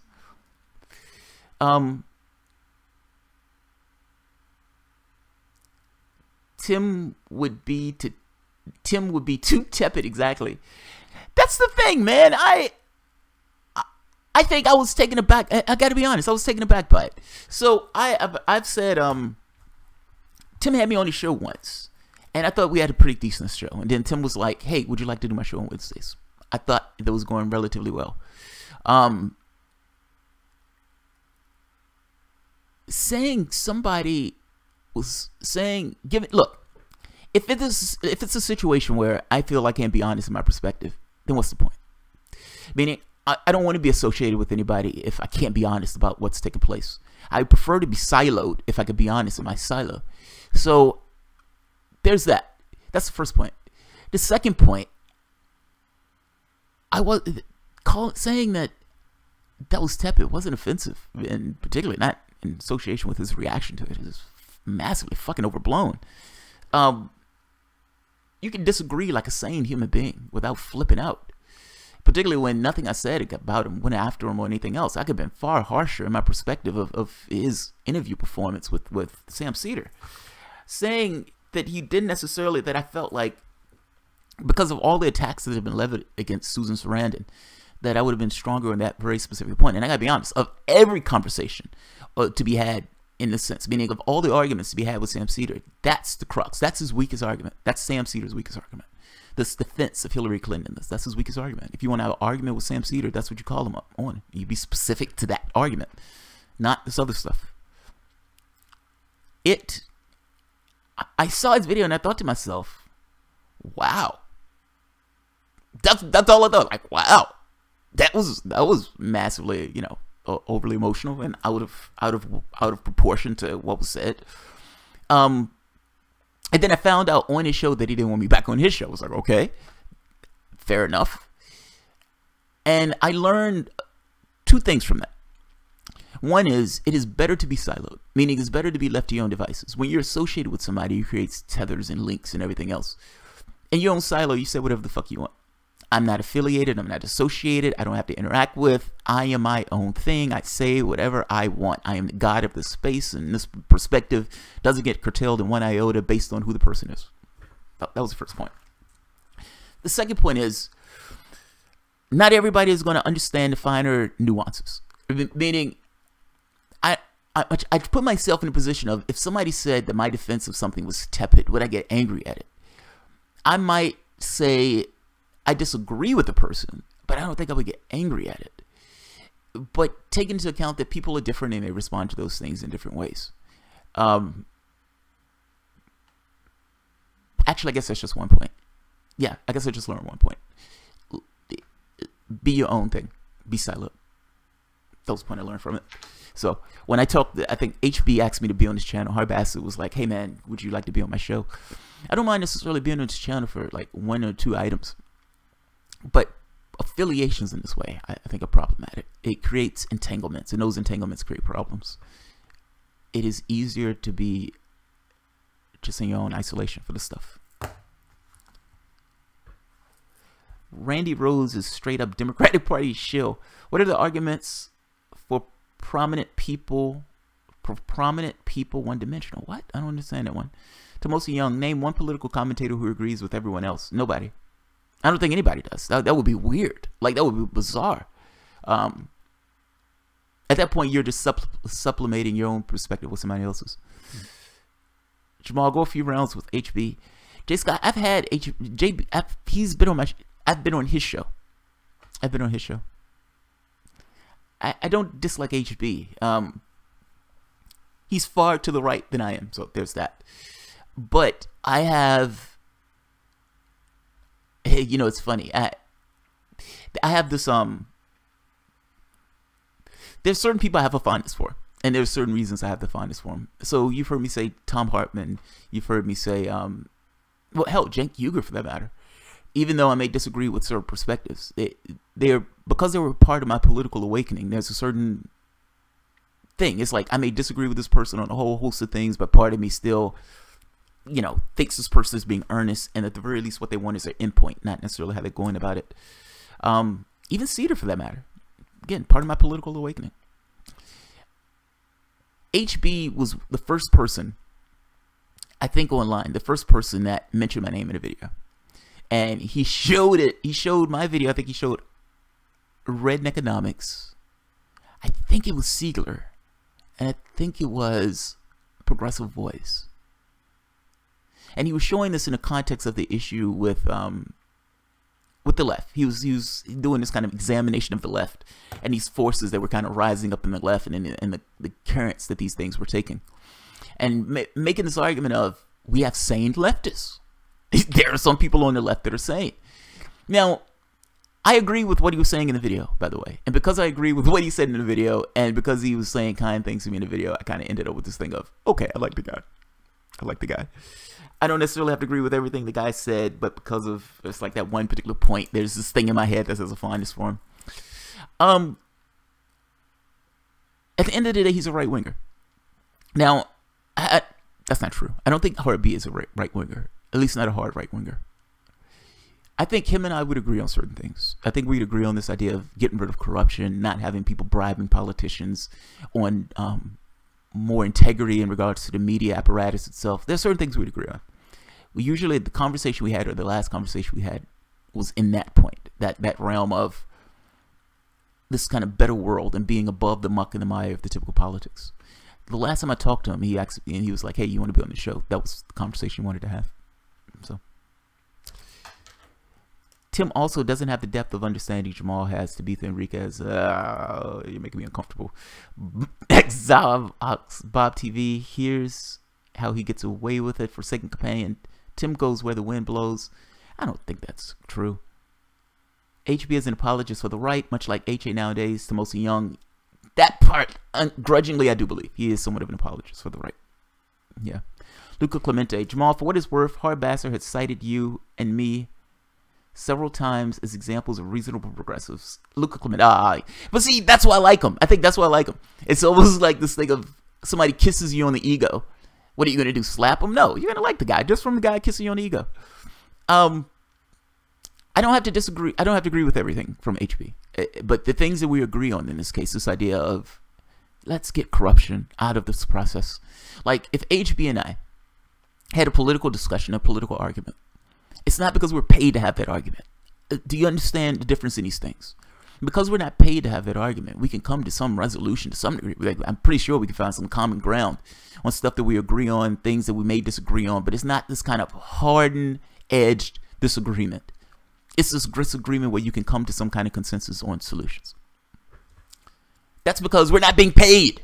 Now imagine the situation where somebody is stuffing money in your G-string and you getting that money in your G-string in the same way that you're dependent upon your check at work. And they send this guy out there to parrot a particular perspective. You understand there's a difference in those things. That perspective is a hardened perspective. They're backing certain interests. Because they're backing certain interests, their perspectives gets somewhat hardened in the interests to which they're serving. Corruption should not be a part of this process. We can disagree on politics. Corruption should not be a part of this process. If nothing else, right or the left, if you're being honest and earnest, if nothing else, that should be a focal point. All of it. I mean, what I mean is, if you're a right-wing broadcaster, left-wing broadcaster, somewhere in between, corruption should not be a part of the process. We should not allow bribery. I don't know, Jamal. When Tim does an interview, he's soft, doesn't ask tough questions, and dangles them over the fire for second companion. It's his interview style. Like, I don't think it's, Look, I don't have any hard feelings against Tim Black. I mean, it's his channel. He can do whatever he wants with his channel. I thought he overreacted. Fair enough. But everybody fucks up at times. Everybody said things. I've said things where I've thought I've hit too hard or didn't hit the right way or whatever. So I am not above that. He made... Let's be specific. I think you're talking about Donna Brazil. I think you're talking about Donna Brazil. Tim has a particular interview style, yes. But I gotta be honest, I don't know what, like, it's like, do people want him to just reach into the camera and punch Donna Brazil in the face and just choke the shit out of her? Like, sometimes I don't know what they want from him on this. Based on his interview style, that's the interview you're going to get. He did push back at her multiple times. Like, he would say something, he would push back once or twice, and he would move on. Yes, there were things I might have wished he was stronger on. That's true. But I don't think that's indicative of him, like, selling out or anything. I mean, I've heard some of the stuff people said. I don't think he's Yeah, I don't think that part's true. I like TBTV, but when he interviews people like Donna Brazile, it appears he's doing access to journalism to mostly young. Okay. Fair enough. I know a lot of people say that. Fair enough. Fair enough. I don't think it's access journalism. I think you guys are seeing it through a certain filter. Like I think you guys want a pound of flesh. I think from our perspective, they cheated our guy. And Donna Brazile is one of the hacks, part of that system that cheated our guy. And so there is no moment in the sun. Like, there is nothing that can be done in this moment that gives you. It's almost like somebody saying, like somebody killed your wife and kids, like you're a superhero and you have this dark story, and you finally get to the villain and you put a bullet in the villain and you still feel shitty after you put a bullet in the villain. Like, there's no way to make you whole in this case. It's, but I don't know. I could be wrong. All this stuff is just perspective. And so whether people think he did a good interview or not, there's no stake in the ground in this where this is the perfect angle of whether he did a good interview. It's perspective. I didn't necessarily think his interview was horrible. There were areas I wish he could have been tougher on, but no, I don't think it was horrible. Tim's Donna interview was okay, but in earlier interviews, he sucked up to a few of the guests, period. He pushed back against Donna. Trudy, he even said, I kind of like Tim, but his interviews are milk toast. Carl Erickson, Pat Cook, note, many government agencies were actually created to protect the interests of regular people. Come back. And have done so with elected representatives with integrity like FDR and JFK. I think Tim was charmed by the snake. Pat Cook, charmed by the snake. Zox, in the words of JT, fair enough. Bob TV. Trudy, he said he wanted to get her back on the show so he couldn't push it too hard. Right there. That's the other part, right? If you're, access matters. Access matters. You're doing a YouTube show. You do that show for a living. You need to make ends meet on that show. Now, you have patrons, yes. And you have people and you get money from YouTube, yes. Is that enough to live off? Meaning, is it enough to meet your expenses? Is it enough to meet your needs, your wife's needs, kids' needs, all that other stuff? Is it enough to pay all the bills? Now, I asked this question, and I'm not talking about Tim Black, I'm just saying the perspective itself or the pressures that are associated with it. You get a big guest on your show. You get massive amount of views for that guest. And you get a decent paycheck for that guest because of who that guest is. There's a certain amount of access that's afforded by interacting with Donna Brazile. And Donna Brazile is coming onto the show to ingratiate herself further to the left. The same reason Joe Manchin would go on TYT. We're not goblins. You're not going to get everybody, but you may convince a certain percentage, meaning you can make inroads into the left. People who don't like us and who stopped voting for us, who left the party. She's being a good soldier. She's been a good soldier. Now, from Tim's standpoint, is there an incentive to want this woman back? Meaning he has to serve two masters. And both of those masters are in conflict with one another, meaning he has to skate the line. Meaning he can't just punch her in the face. That will, people will watch and be like, yes, he punched Donna Brazile in the face. They love it, we love it. So he can't do that. Meaning that's one spectrum. Let's say that's the far end of the spectrum. But he can't suck up to her. Meaning he can't look like he's kissing ass of Donna Brazile. It's like licking the vagina of Donna Brazile in order for access. If he does that, he is going to look horrible. Meaning he can't do that either. His audience, his base will not allow him to do that. He has to be somewhere in the middle. He has to give the audience enough red meat, while at the same token not breaking Donna Brazile's legs in a way where she won't walk back on the show at some point. It's not easy, you're trying to man the gap or mind the gap. Regardless of how you guys feel about it, him as a person has a job. That show is his job. That's his life. So you can understand that there's a disincentive for him to do anything that would adversely affect his potential to get guests on again, particularly big guests like Brazile. It would hurt his paycheck to do so. Now, this doesn't make him a sellout. It makes him a human being. And it doesn't necessarily mean that he can't push back on it, because I still say in that interview he did push back on her multiple times. So, all I'm saying is, look, it's one thing if Assume for the moment that all of the YouTubers said, we're sick of the way YouTube deals. We don't want to do with that. We want to start a worker co-op that would allow all YouTubers, all the people who have channel and content, to be a part of the worker co-op. Now, understand what I mean when I say this. YouTube takes like 50% of the profit, meaning of all the videos and everything else. Even though these videos, they wouldn't have a channel without the content that people put on the videos. There are some videos where people get zero revenue for, and others where YouTube may take 50% of the revenue based on the advertisements that they put on it. Not to mention, dicking around with the algorithm itself, they've undermined the number of ads that will be on particular videos. YouTubers get sick of this and say, fuck this. Fuck this. All of us are going to join a worker co-op, meaning all of us are in it, and we're going to jump the shark over a union and be in a worker co-op. And all of us are starting a new network. We're putting our ends together in order to create a new network, meaning you create another YouTube, but it's for workers at this point, meaning it's for all of the YouTubers themselves. If advertisers want to be a part of this mix, then advertisers need to accept that their ads will be on, that they don't necessarily get to say so in the content the way they had before, or a different way. You have to pay to get in. Like, doing that does two things. It decapitates this model that YouTube takes 50% of, in some cases give nothing in regards to the content itself.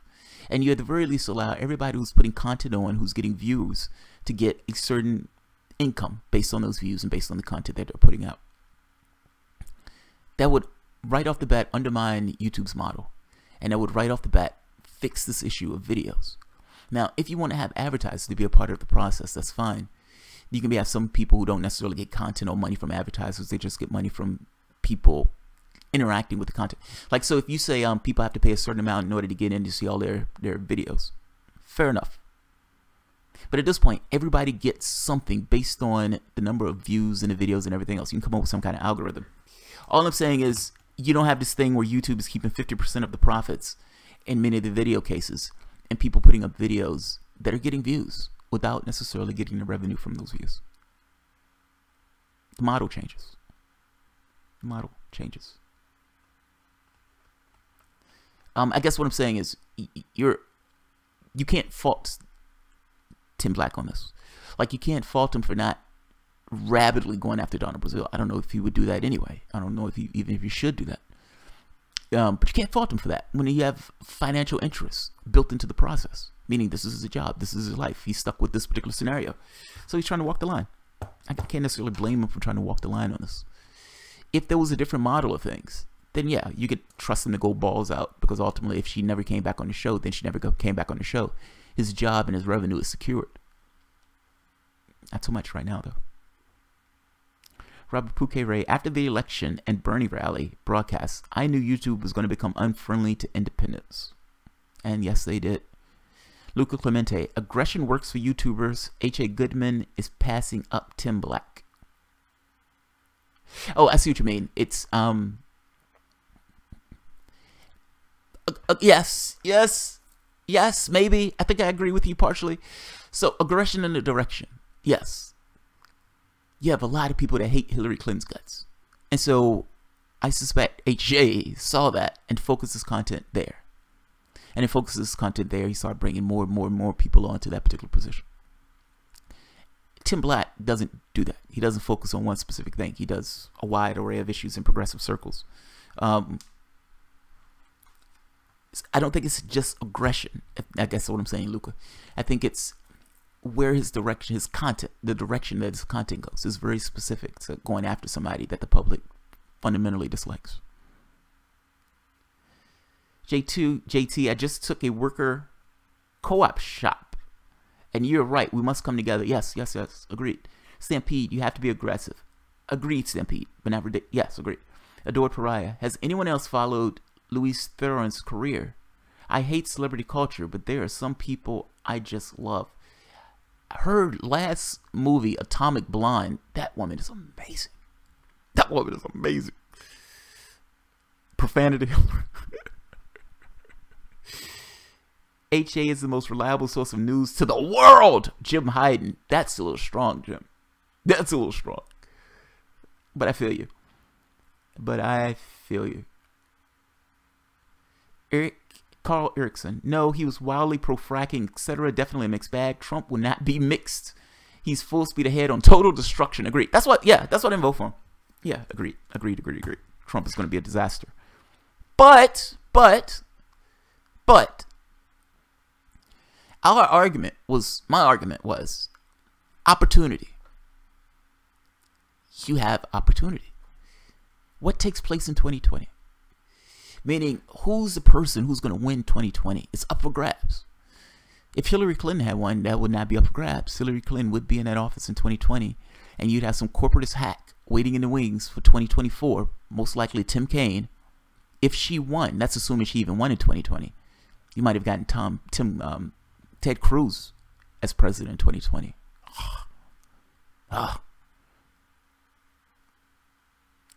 You have an interregnum.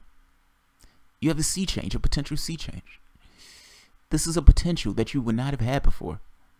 Cory Booker, Kirsten Gillibrand, Elizabeth Warren, Sanders, all of these people, your main Democratic people who are running in that race, have decided to not take corporate PAC money.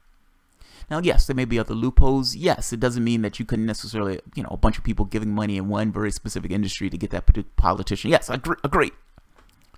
But they're not doing it for shits and giggles, even if they're doing it for optics. The optics matter. They're being pushed and compelled to do this. They believe that this is what they need to do in order to even stand a chance to run in the primaries. Do you understand what I'm saying? The perspective of no has garnered some level of blood, whether it's legit or not. At the very least, they felt that this is the line they needed to toe from a political optics standpoint, meaning the perspective of no works exponentially. Works.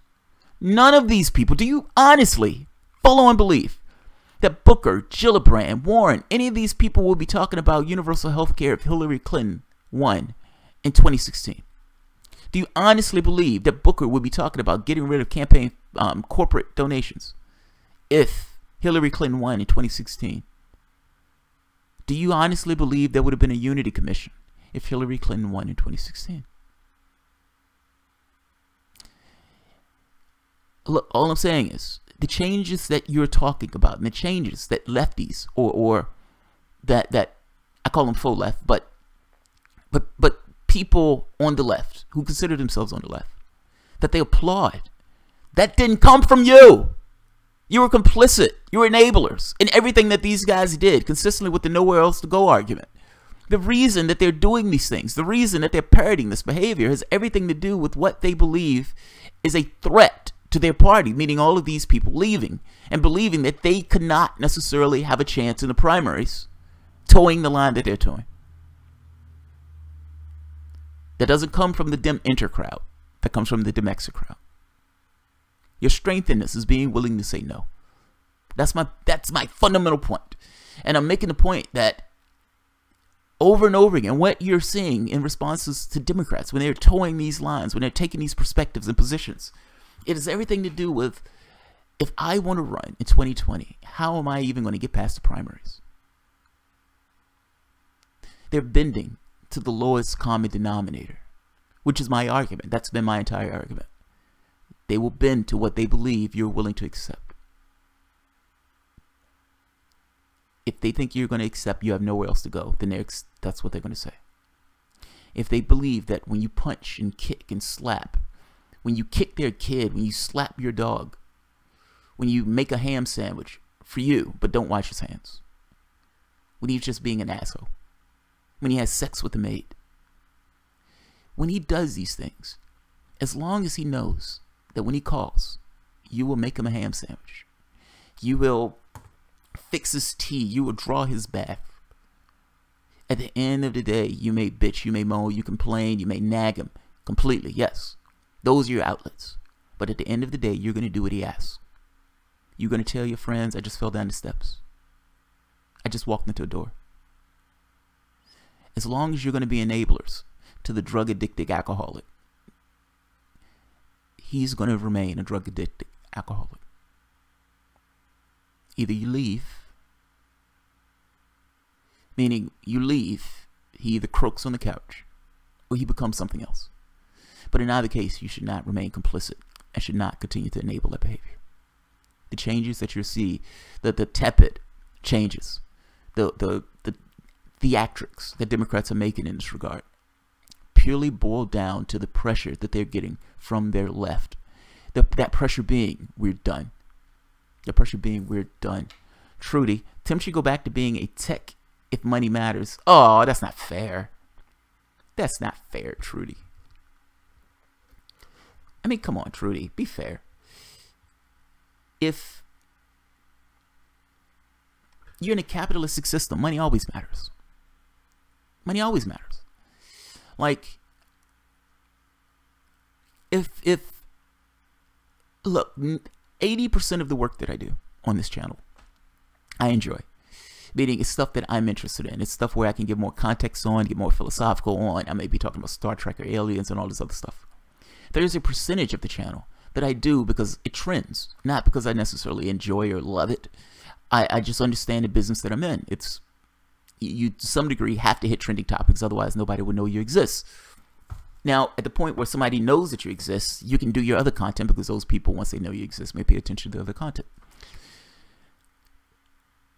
I don't think it's fully fair to say that he should be held to a different standard that everyone else is held to. Of course money matters. Of course money matters. I mean, that's not... Yeah, of course money matters. Money loves to complicate things. Political. Brianna Wilson, the money influencing media is the problem. Yeah, it is. It really is. Laugh in my LOFL. Sorry, but it's the job to be aggressive with establishment shits. Trudy, no, Trudy, I don't disagree. Oh, man, how can I say this? I'm skirting a line. I know I'm walking the line again. It's not that I fully disagree with you. I guess my point is aggressive. Look, it's one thing if he had an interview, he just laid down. He just, you know, like, oh, Donna, I think you're awesome. I love what you did. I love your hair. I love the way you look. And she's like hitting on him, and he's like, you know, yeah, baby, meet me out back. I could see if he just laid down. I don't think he just laid down. He did push back. The question that we're having is one of relativism. You believe he should have pushed back or been more aggressive. What's the line? What's the level? What's the level of aggression would have been sufficient for you in that interview? And is that interview fundamentally different than any of Tim Black's other interviews? Meaning, did he give her a pass? Or if you look back over his work and you say, okay, this is just the way Tim Black does his interviews. I don't think it was a bad interview. I don't think it was a bad interview. Trudy, please don't hate me. I don't hate you, Trudy. I don't hate you. I even agree with you to some degree. I even agree with you. I do think when you're having these guys on, you need to hold your shape. I guess the question becomes, like, what's the degree of holding your shape? Do you punch the person in the face? Do you curse at him? Do you swear at him? Like, what's the level? I agree with you. You got to be aggressive. You got to hold your shape. You got to bring up the things that your audience wants to know. No disagreement. No disagreement. Zero. Can you do that and hold the channel? Yes. I guess the sliver of disagreement I have with you on this is, what's the level of aggression? And can you skate that line? Like, you can burn your guess. You may never get a guess back. At the very least, never a guess, like, you know, that's in a political circle after they see you burn one of your guests. So to some degree, Trudy, I agree with you that this is a problem. This is the crux of the problem in mainstream media also, where these guys want access. Because these guys want access, they have to toe a particular line in order to get that access. There's certain lines they don't go, certain questions they don't ask, that type of stuff. That is one of the most aggravating aspects of mainstream media. Agreed. Agreed. Trudy, you're right. I agree. I agree. I guess my disagreement is, I think he did push back. Like I said, there may be areas that I think he could have been more aggressive on, but I thought he did decent. I thought he did decent. But look, not everybody's gonna agree with everything, and our disagreement here is like only in shades in shades. It's not even a full disagreement.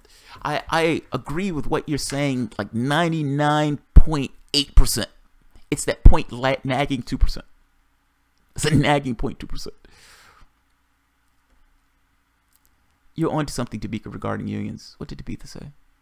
Somebody said he hates me. Robert Pouquet Ray. Nobody said he hates. I don't hate you. What are you talking about? Brianna Wilson. Jamal, you're being tepid in your criticism of... I'm not criticizing Tim Black. And so like I'm backing him up a little bit. But no, Trudy. No, I don't fucking hate you. Come on.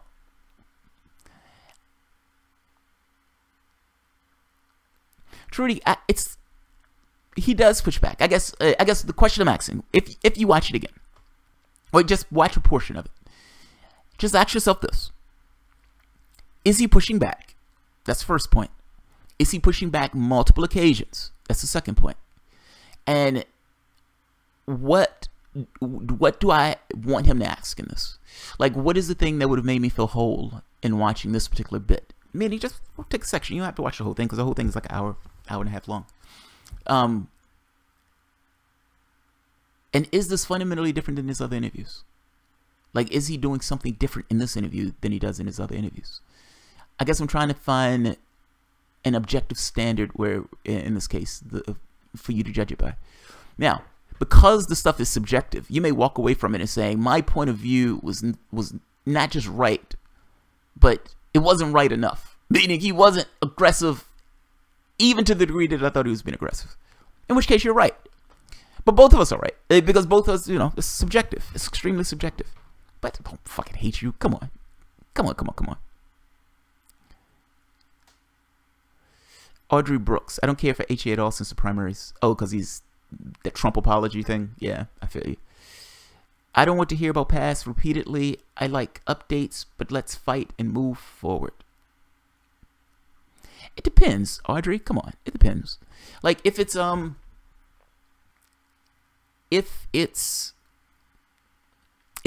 that happened that's reverberating into the present, then of course you have to bring it up.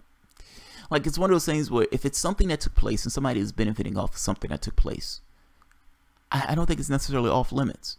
I think your issue is he's taken a particular tact and he's dug in a particular direction. And it's difficult to follow him on that direction. And I agree. Every so often I would see something that AJ puts up, but I haven't had the chance to watch him as much. I don't like the Trump apology stuff. Trump is not your savior. Trump is not your hero. I don't want to build Trump up in order to go after Democrats because I think both are problematic. I'm going to attack both. I don't want to give any impression of that. Meaning I don't want to give any impression to anybody on my channel that I think Trump is some kind of savior or some kind of benefit or some kind of good guy in this. No, Trump is only out for Trump. So it becomes hard to watch videos where the person is trying to bolster Trump, in the way that they bolster Trump. That being said, if I think somebody is attacking Trump unfairly, I will back Trump up for that. I don't want the unfair attacks. I think you have enough shittiness involved with Donald Trump to attack him on policy. You have enough. You have more than enough. And if you're not attacking him on policy, you have to ask why. And this is just a way to obfuscate from your own failings. Many of the attacks that are levied against Trump are just there to obfuscate from Democrats' own failings. And I feel like they don't have standing to make certain attacks since they themselves were doing the exact same thing. We must protect the whistleblowers. Even though the last guy was prosecuting whistleblowers under the Espionage Act. I mean, come on. Be honest. Be honest. Or the other one was, they never go after Trump on things like war and military policy. We're terrified of Donald Trump. He's going to eat our babies. He's terrifying. But we're going to give him like $80 billion more in military. It's more than $80 billion. It's over $100 billion more in military spending. We're going to give him the ability to pass information from the NSA, the spying, into other areas of police force or policing or mass surveillance. We're going to allow him the ability to have unlimited warfare in one country after the next, like Trump was a king. We're going to allow him these things. But he's terrifying and he's going to eat babies. And come on. You can't have it both ways. You can't have it both ways. So yeah, if it's something that I think Democrats are full of shit on, I would say Democrats are full of shit on, trying to make the point that the problem in this is both. It's not one or the other, it's both. In those cases, I will highlight both. If it's something I think they're being unfair on Trump on, like TPP, I was against the Trans-Pacific Partnership. So I was like, good job, Trump. when Trump said he was going to stop funding terrorists in Syria. Good job, Trump. Those are things that line up with my values. But I am not building Trump up on stuff that does not align with my values. I'm not building him up at all. He's a problem. He's a major fucking problem. 24-hour lib. Thanks, man. It's not much, Jamal. However, it will buy you a bite to eat or a new cap. Oh, thank you. Thank you. I appreciate it. Buy me a new cap. Tabitha Enriquez. But I think we need to do this ourselves in the United States. It would be bastardized if handed to government. What would be, Tabitha? What are you talking about? I like Corbyn's plans, at least what I've heard. I like Corbyn. I like Jeremy Corbyn. You guys have heard me flip out about Corbyn. Occupy current events. Goodman is just unlikable, much like Cedar with his smug face. Cedar is smug. I don't feel AJ is smug. Cedar is smug. Though, yeah, Cedar is smug. Trudy, Bernie forever. Yes, Bernie forever, Trudy. We're back in 100% agreement. Hey, you, hi, Bob. We know Bernie might be a shill, but he's still doing his job in Congress. Bob Ramirez said, Hillary thanks you for failing to oppose her, and Donald Trump thanks you for voting for him. Donald Trump thanks you for your vote, Bob. Trudy, no more Democrats or Republicans. Trudy, I don't want to be that blanket. So I'm splitting the fence on this because my philosophy here is they either change or die. Change or die. You have a seizure on your way to the bathroom.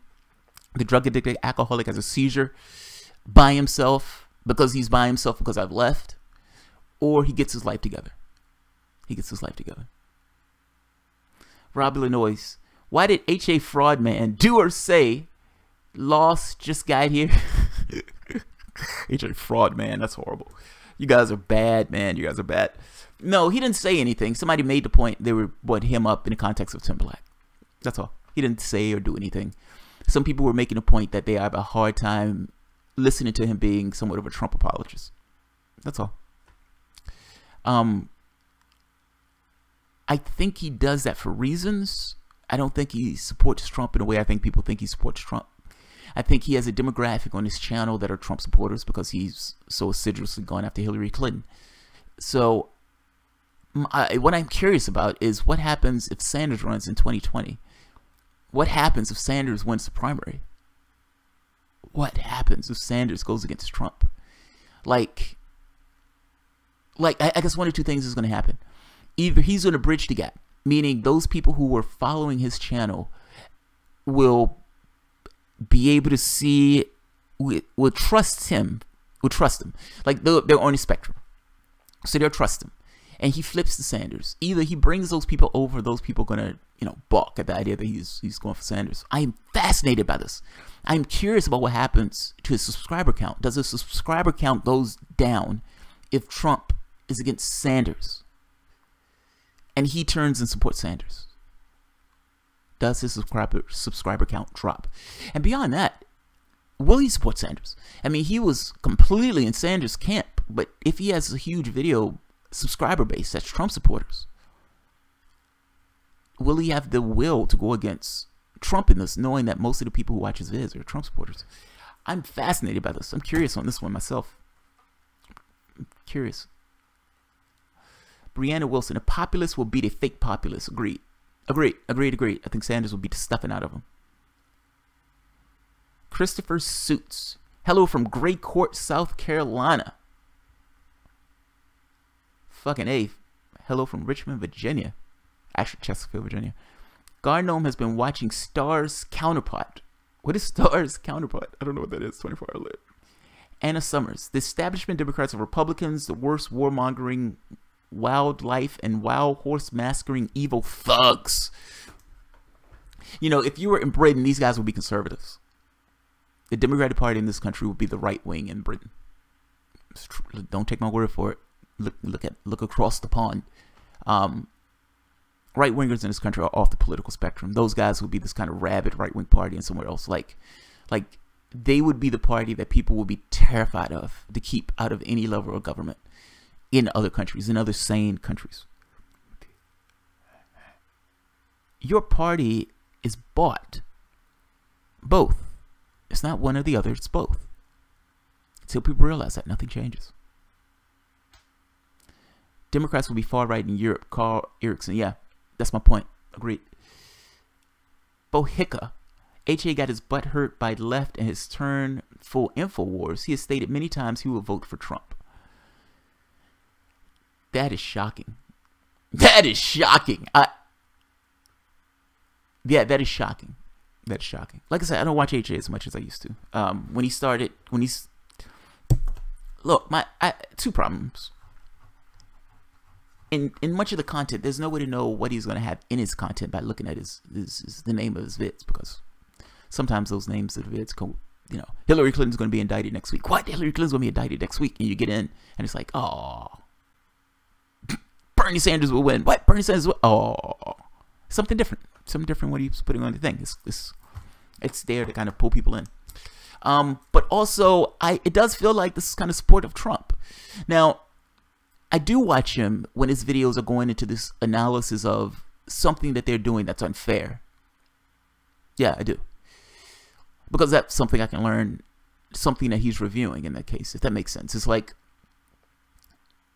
you understand the bias that's built into the people who you're looking at. It allows you to understand the position that they're taking. And based on their bias, you can look into the content, meaning, does this person have a point? Is this person making this point up? Is this person using this just to shill for some reason? Or is this person just right? Are they right? Sometimes they are right. Sometimes they may disagree with you, and sometimes they be right in their disagreements. Sometimes they're wrong.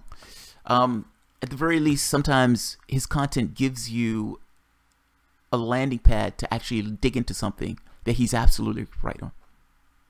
His WikiLeaks things were amazing. His in-depth thing of WikiLeaks was fucking awesome. I feel bad for you that you had to listen to H.A. Rob Illinois.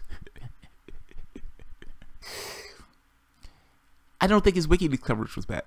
I love this WikiLeaks coverage. And like I said, there are times where I don't like the Trump stuff because I don't like Trump. I have no illusions about Trump. So it makes it hard to listen to and for the most part, edged me off. Second analysis of H.A. Goodman, the next Alex Jones. Oh, Carl Erickson, you guys are having to go with this guy. H.A. during WikiLeaks was great. Yeah, Brandon Wilson agreed. Audrey Banks, the bill shit pissed off. He just casually walked up and grew a crowd around a poll in Massachusetts, and nothing was done about it. Yeah. Agreed. They should have. Yeah, he should have been perp walked. I mean, he was able to essentially use all of the crowd itself in order to keep people from voting at that precinct, and they did nothing about it. They let it pass. You're right. I agree with you, Aubrey Brooks. I agree with you. Garno, my biggest problem with H.A. is that he is a left-wing Zionist. I have huge issues with H. The way he intentionally stirs up his audience is nothing out of the ordinary. Yeah, the Zionist thing, I brought him on for that part. Yeah, I brought him on for that one. Yeah, it's funny. I was like, you agree with me that there's not going to be a religious conversation. Yes. You agree with me that, you know, in a secular conversation that religion can't have anything to do with it. Yes, I agree with that. And it's like the very next line. But Jesus said, wait a minute. Where do you get to Jesus? How do you end up with Jesus? Where did Jesus come in? Carl Erickson, are you a fan of H.A.? Oh, it's not that simple. So, yeah, it's not that simple. It's not a fan thing. Yeah, it's not that simple. I'm a fan of H.A. in the same way that I'm a fan of any other content that gets me information that I'm looking for, if that makes sense. Fan feels too weird. Fan feels, I don't know what you mean by fan. That's all. I'm stuck with the thing of, I don't know what the definition of fan is. And if I say yes to that, it may not be what your definition of fan is. And if I say no to that, it may be exactly what your definition of fan is. HA is one of the sites that I'm subscribed to. There are times where he would come up with a video talking about something dealing with Trump that I would look into, because ultimately, if you're looking for something to go after Democrats on or with Trump, HA is your guy, because his perspective is going to cater to Trump voters and the Trump's perspective on this. So it's like, if there is any wiggle room in an argument, if there is any hedge in an argument, HA would be the guy making that argument for Donald Trump. So I can trust them for that. That being said, how can I be a fan of somebody who's pushing for Donald Trump? So this has nothing to do with him personally. I think I understand where he's coming from with this stuff, and I think he's attacking Democrats, but he's using Trump to do it. But Trump is gross. Trump is gross. And I don't necessarily agree with the way he's doing it, but I don't have to agree. That's his channel. He can do whatever he wants with his channel, the same way I can do whatever I want with my channel. So it's not as simple as fan or otherwise. There are times where I will use his content or use his content, providing that it's source and providing I can look up the source and understand what the source is talking about. But fan is too strong. Fan is too strong. Brianna Wilson. HA was one of the only ones uncovering WikiLeaks. Now, I was a fan when he was on WikiLeaks, yes. When he was on WikiLeaks, I was an absolute fan. Uh-oh. D. Martin. Bernie making a total fool out of himself on Meet the Press today. More duopoly talking points on Russia. Yeah, I need to do a video on that. The Russia stuff is nonsense. They found trolls. We found the trolls. We had the troll hunters. We had these monster trolls that were Russian, and these, you know, they're fucking around, punching people on Twitter. That usurped our election. You know how ridiculous that is. I can't even believe he had the courage to look in a camera and bring that up. I can't believe he had the courage to bring that up. A bunch of people in a troll farm undermined the election by getting people to vote for Donald Trump and Bernie Sanders. This is insanity. Now, Democrats are going to buy into this because they have to buy into this. They've been screaming about it for a year and a half. Here's the catch, though. Here's the catch. Even if you believe it was true, meaning even if you believe that trolls on Twitter, many of the ads happening after the election, but trolls on Twitter, was able to undermine the United States electoral system. What does it say about the electoral system?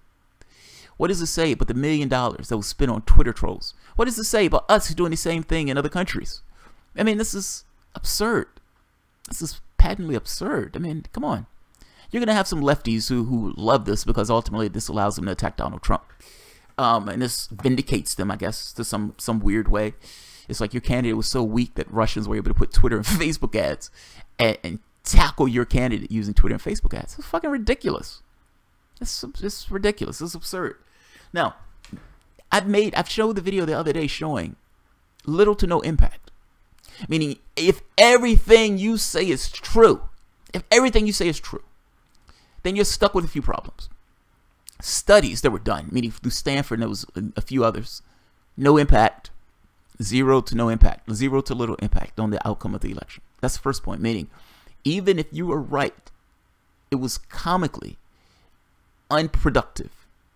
It was comically unproductive. That's the first point. Second point. This investigation was open with this idea of Trump and Russia collusion. All of a sudden, the Trump and Russia part was gone away. The only thing you have now is, yeah, Trump didn't have anything to do with this. That was the findings. There may be more findings, but right now, Trump had nothing to do with this.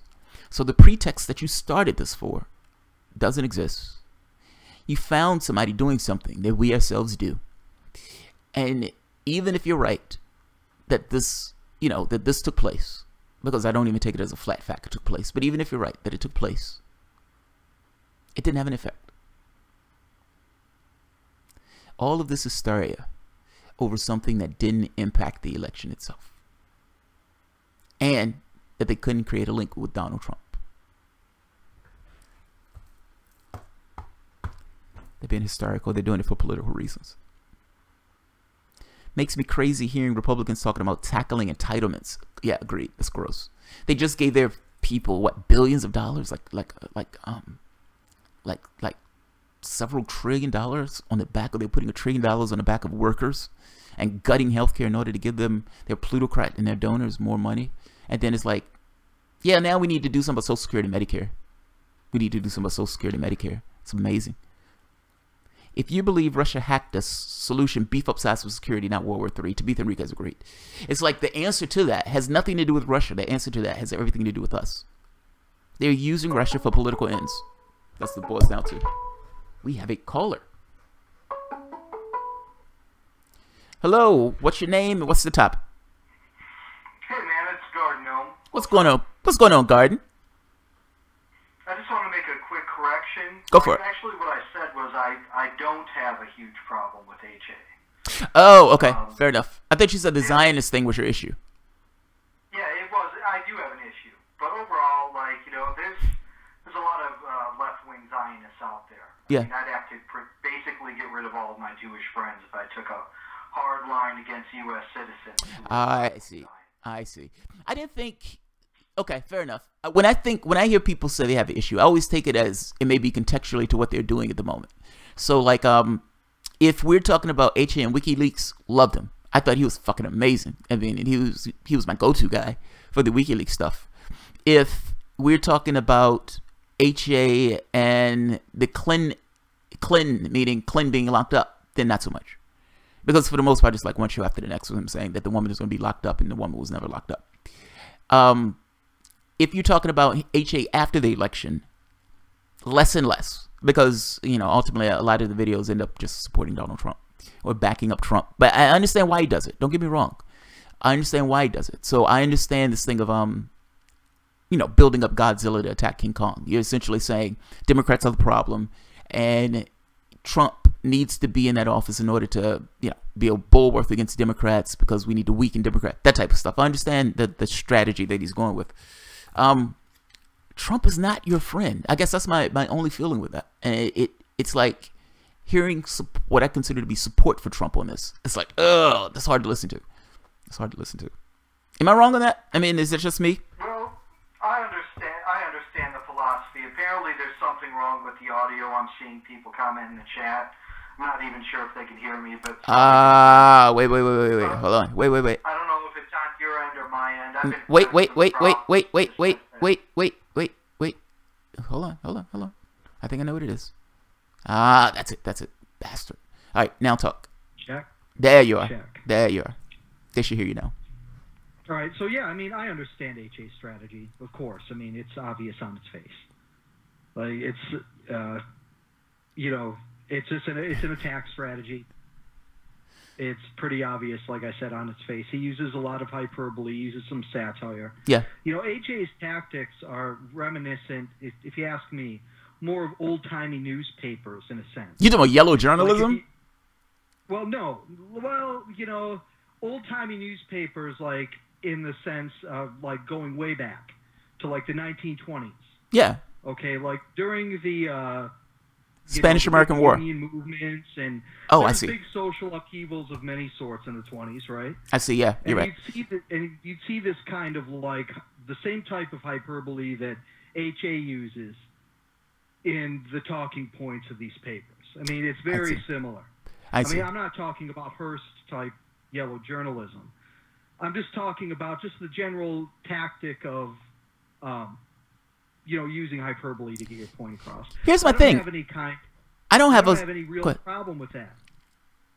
As long as it's not lying or explicitly dishonest. No, that's fair. Fair point. Fair point. If you see an ad or an article or a title and it says Clinton indictments imminent, do you consider that hyperbole or do you consider that lying? I would consider that an opinion. I would consider that editorializing. Okay, that's fair. Now, is it fair that some people say, dude, you're saying based on the title that she's getting indicted, and I clicked on this believing that she's getting indicted only for you to tell me that she has not gotten indicted, there's no indictment nearby and everything else? Is it fair to say that that looks like a clickbait title, seeing as if the reality of it is not necessarily the reality of it? It's just the same kind of like promotion that we've seen in all kinds of journalism for decades. I mean, all you do is you state you're editorializing as a statement. Yeah. I mean, you just put a period at the end of it. You don't ask a question. You don't really provide any context. You just create a headline, and it gets people in. So I mean, I don't understand why people single HA out in this sense and say that, you know, he's doing, you know, he's just fucking clickbait or whatever. Okay. So there are two things. First, I agree with you on, I agree with you. How can I say this? HA's strategy to me, I've always somewhat agreed with it. Like, my thing has always been, I think Democrats are the problem. And I think HA hit his head on that too. Democrats are the problem. And I think his strategy for going after Democrats has been to make this comparison of, look, the things that you're trying to attribute to Donald Trump, Democrats are also doing, what Democrats have done. And trying to show these two quantities, saying, I know you understand that this quantity, you think this quantity is horrible. And if you think this quantity is horrible, you need to be honest to say this one is horrible also. So I think his value is in showing that, showing the hysteria versus the reality of the situation. So that part, I agree with him on. I think he's right. I think he's right that Democrats are the problem. No issue with that. Some of the stuff, though, it feels like it's a support of Trump. And that's where I'm like, okay, that's where you lose me. Now, HA can have whatever content he wants on his channel. So this isn't me saying HA should do this, HA should do that. We're just talking about, just talking about a channel at this point that has almost 100,000 subscribers. He just loses me with that part. Like when you're listening to him, and you're like, okay, he makes the argument saying that Democrats are doing this too, but sometimes the argument goes into this thing of, okay, it sounds like he's actually supporting Trump here, and supporting him in a way that I don't necessarily agree with. But I mean, mind you, you're not going to agree with everything that everyone does. I don't think people are crazy for saying that if you don't know that Hillary Clinton is going to be indicted, and over and over and over and over again, you're saying this woman is going to be indicted. If somebody doesn't know who you are and somebody clicks on that channel, they're clicking because of the title. Now, I would say that by definition is clickbait. Now, you can say not all clickbait is bad. You can say not all clickbait is an issue. Ultimately, you're on YouTube. You're trying to get as many views as you can. So to some degree, you're going to have, as long as it's contextually related to what you're talking about, it may be fair game. I don't think necessarily it's crazy for people to say that's some degree of clickbait. By the same token, you can make the argument that, dude, I'm just giving you my opinion. You can make the argument. Fair enough. Fair enough. All I'm saying is that like this tactic is very old. Yeah, it's been used before. Right? It's not something different. And like it's been used before, and it continues to be used before in every newspaper every day. Yeah. Throughout the history of in modern history, pretty much. I feel you. You can find an example of it. Is that tactic annoying? I find it annoying. A little bit, yeah. I find it's annoying. It's annoying to click on something. Hillary's going to be indicted. And, of course, that's not happening. Now, and the only reason I'm bringing... It's a bit annoying, but it's also annoying to pick up a magazine with, some fucking bullshit title on it. Oh, agreed. No, dude, agreed.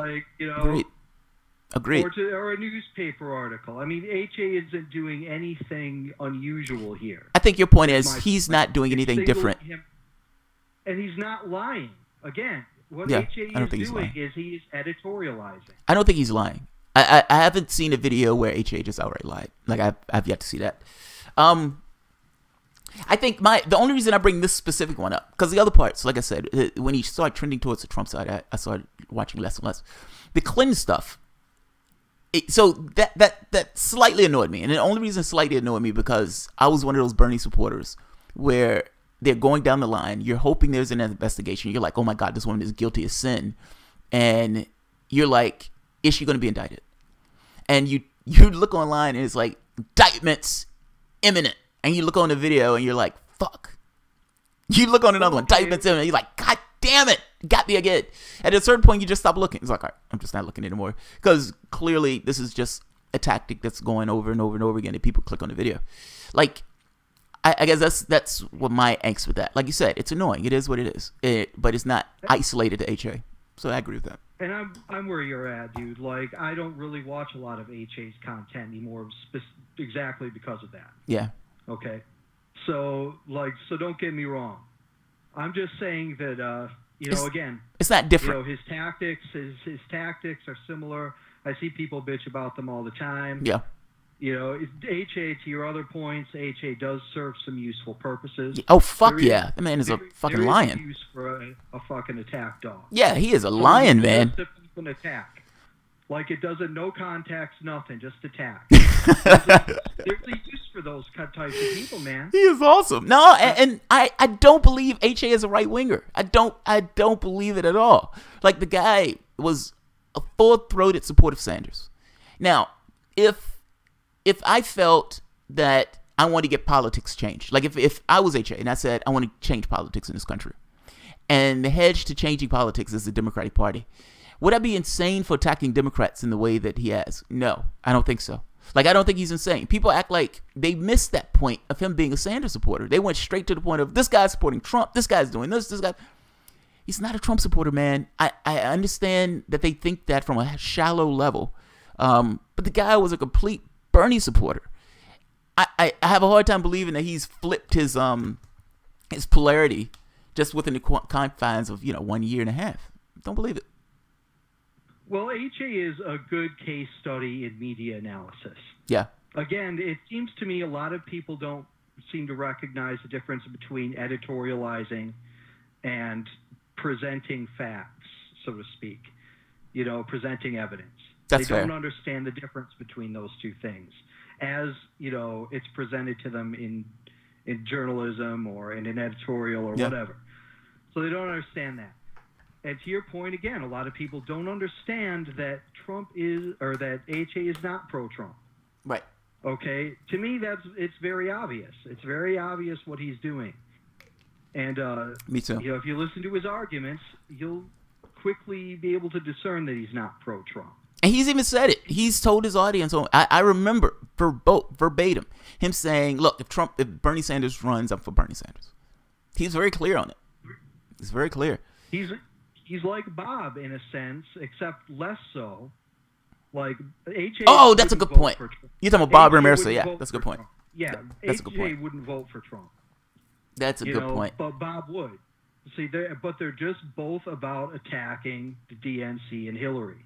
And there's an argument to be made for that, by the way. Yeah, there's an argument for that. Yeah, there's an argument for it. I don't.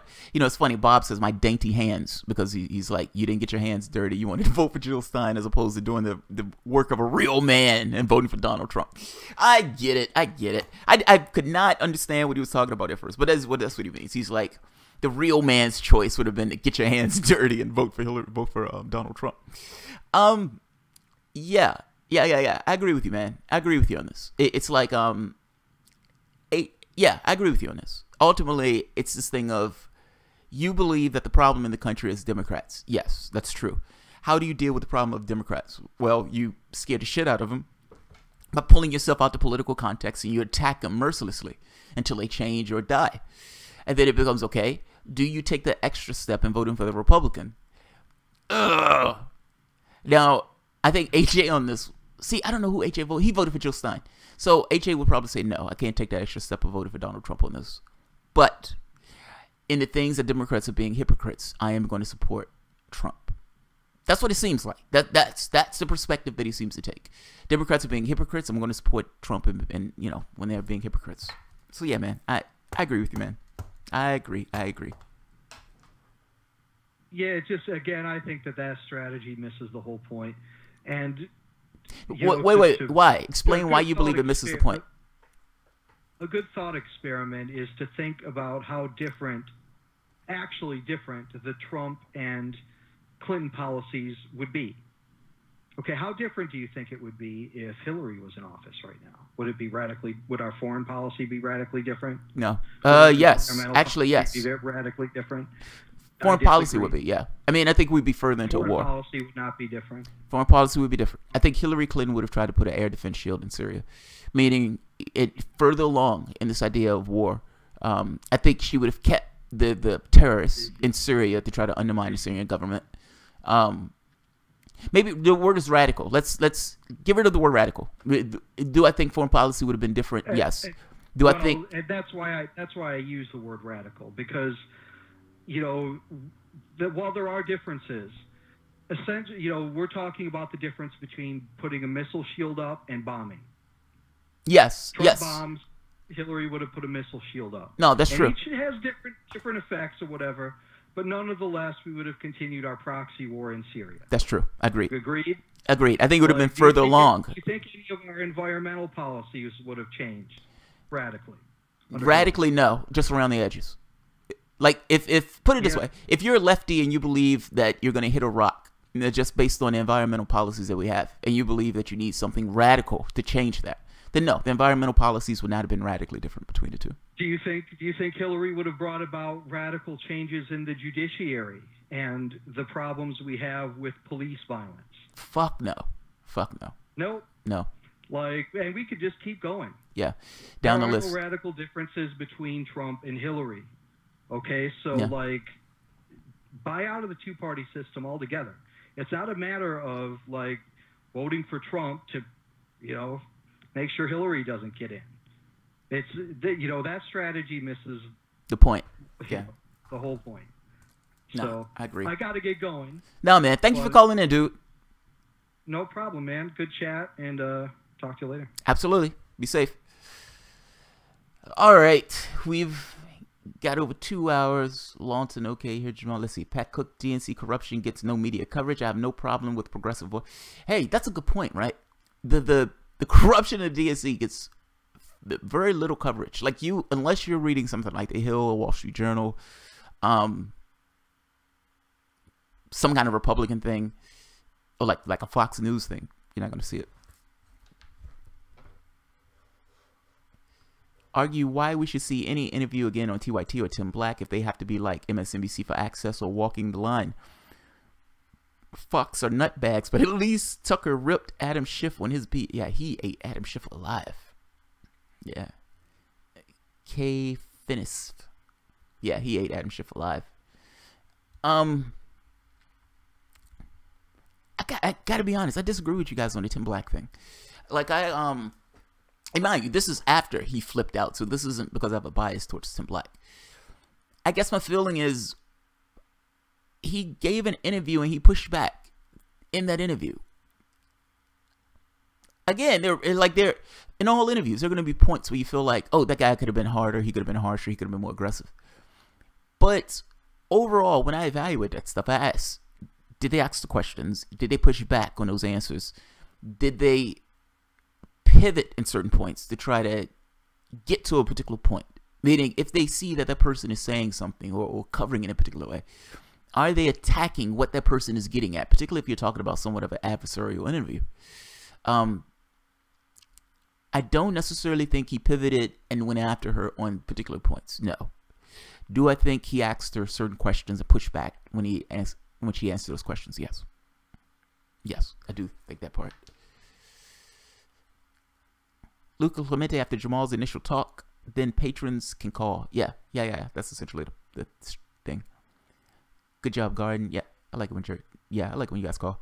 Rob Illinois, no, MMT describes how money is born and how it dies. Would you refute a doctor explains how a woman becomes pregnant? That's how I see people when they refute MMT. Refute MMT. I gotta be honest, Rob. You guys can be a little dogmatic on that point. You guys can be a little dogmatic. What I would say is, you are flat fact correct when you say Congress holds the purse strings. You're flat fact correct when you make the point that money doesn't exist and that ultimately it's the state itself that creates money. You are flat fact correct that the debt and the deficit doesn't have to function in the way that it does. Money is fiat currency. The government, it's not attached to the gold standard. Because it's not attached to the gold standard, the rules of it has somewhat changed, but people have stayed with the rules as if it was still on the gold standard.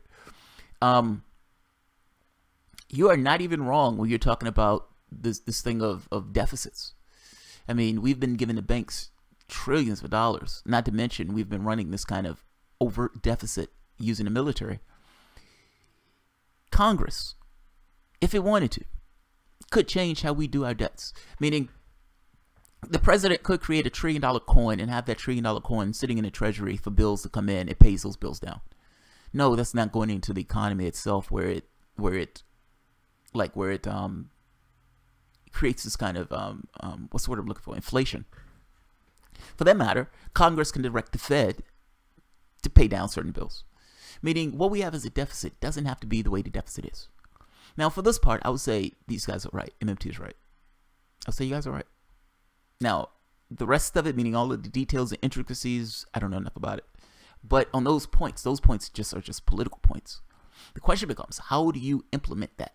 How do you get that shit into play? I agree with Firestone on this. So if you had a lefty in office, and if that lefty could demonstrate that the debt is not what they think the debt is, and that through legal processes can pull the debt down without them putting that on the backs of the American public, that they can pay for, education and all this other stuff, then you've made the argument. You've broken the paradigm that they've used to keep people the way they've kept people. And beyond that, I gotta be honest, I don't care.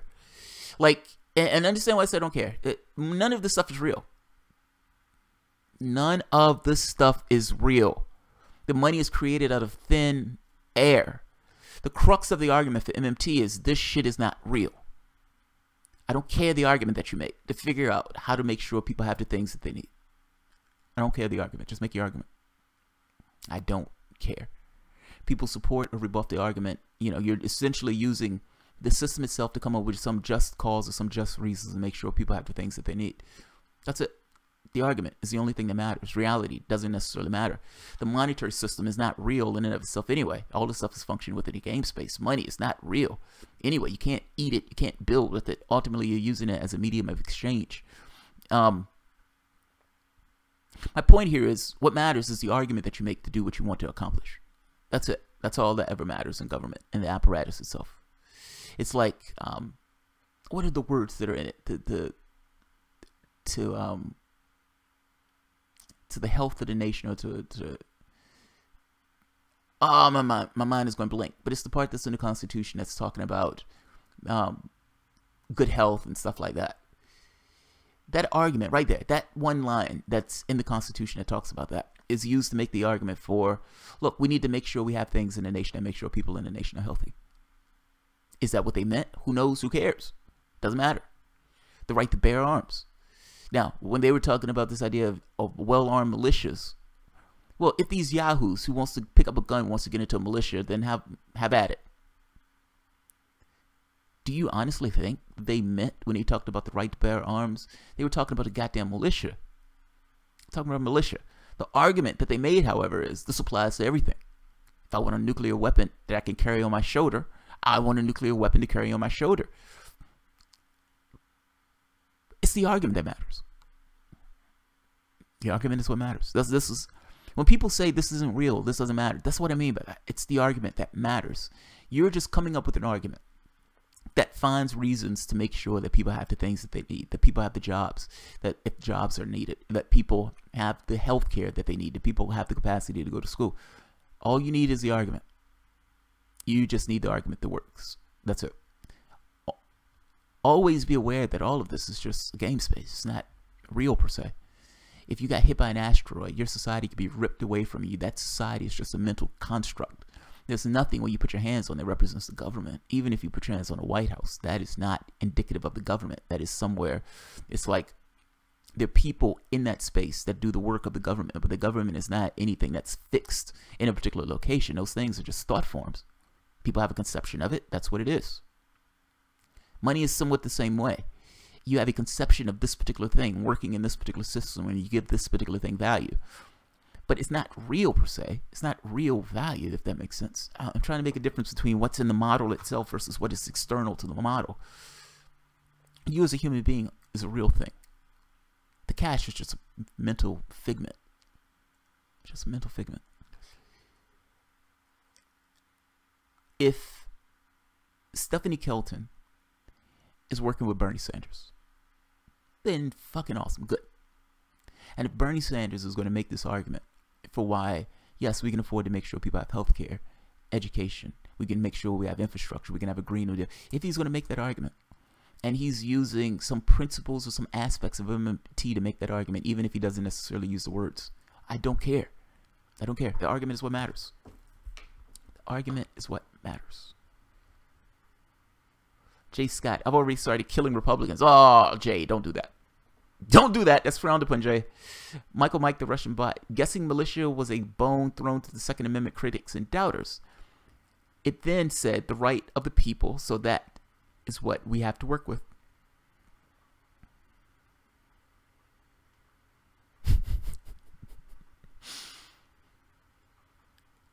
The union was good to me and still is after going on 23 years of a monthly pension, 1329C. Yeah, agreed, man. I did this video because I don't want people to believe that I don't like being misunderstood. That's the first point. I for whatever reason, I pet peeve against that. My wife hates that particular pet peeve because that means that we get into these conversations where I'm delving into the conversation. She doesn't like me delving into her psyche. I do that because I'm trying to understand where she's coming from. In the same way I wanted to understand where this person was coming from. I didn't want him to think that I was attacking him because I wasn't attacking him. And I didn't want him to think that I thought he was attacking me. I tried to delve into to understand where he was coming from, particularly when I thought that he was reciting stuff. I was like, dude, I have no idea where you're getting this from. It's almost as if we watched two different videos. Once he explained his point, though, I was like, oh, okay. Either I didn't explain this well, or I need to explain this a little bit better. Hence the point of this video. Unions are important and vital. They're important and vital. And even if you started today doing worker co-ops, you're still stuck with this quagmire. There are some private entities, some private businesses. What's the solution for those? Well, until those things are being willing to sold or you do something else about it, unions. Unions. You make a fertile ground to allow more union development throughout the United States. You allow the wages of the United States to be raised. You try to motivate these unions to be more active so people understand how these unions are benefiting them. And not just that, to actually advocate for them.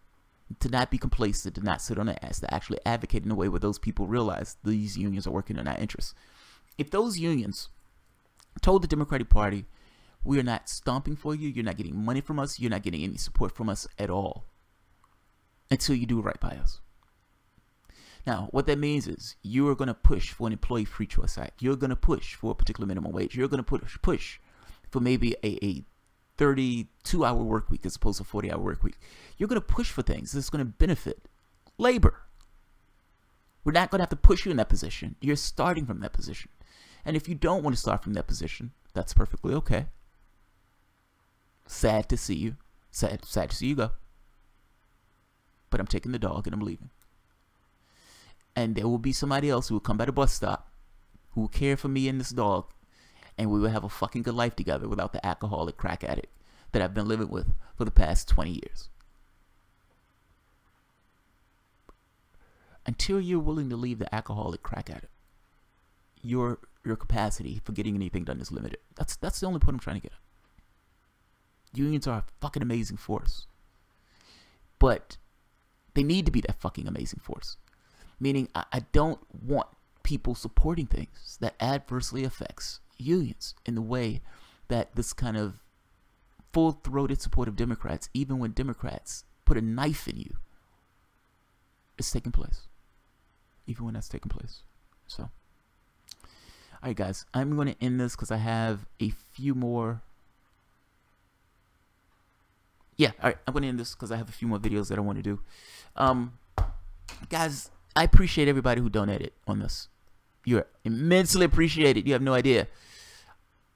Yeah, you guys have no idea. I absolutely appreciate it. You guys help keep the content going. When I first started this, I didn't do this with this idea of cash associated with it. I did this purely because there was shit I had to get off my chest and I was pissed off. And it's like driving a car when you're 16 years old and first time you get behind the wheel and you're speeding and everything else. And after a while, you kind of edge off and you're like, all right, I need to moderate my energies.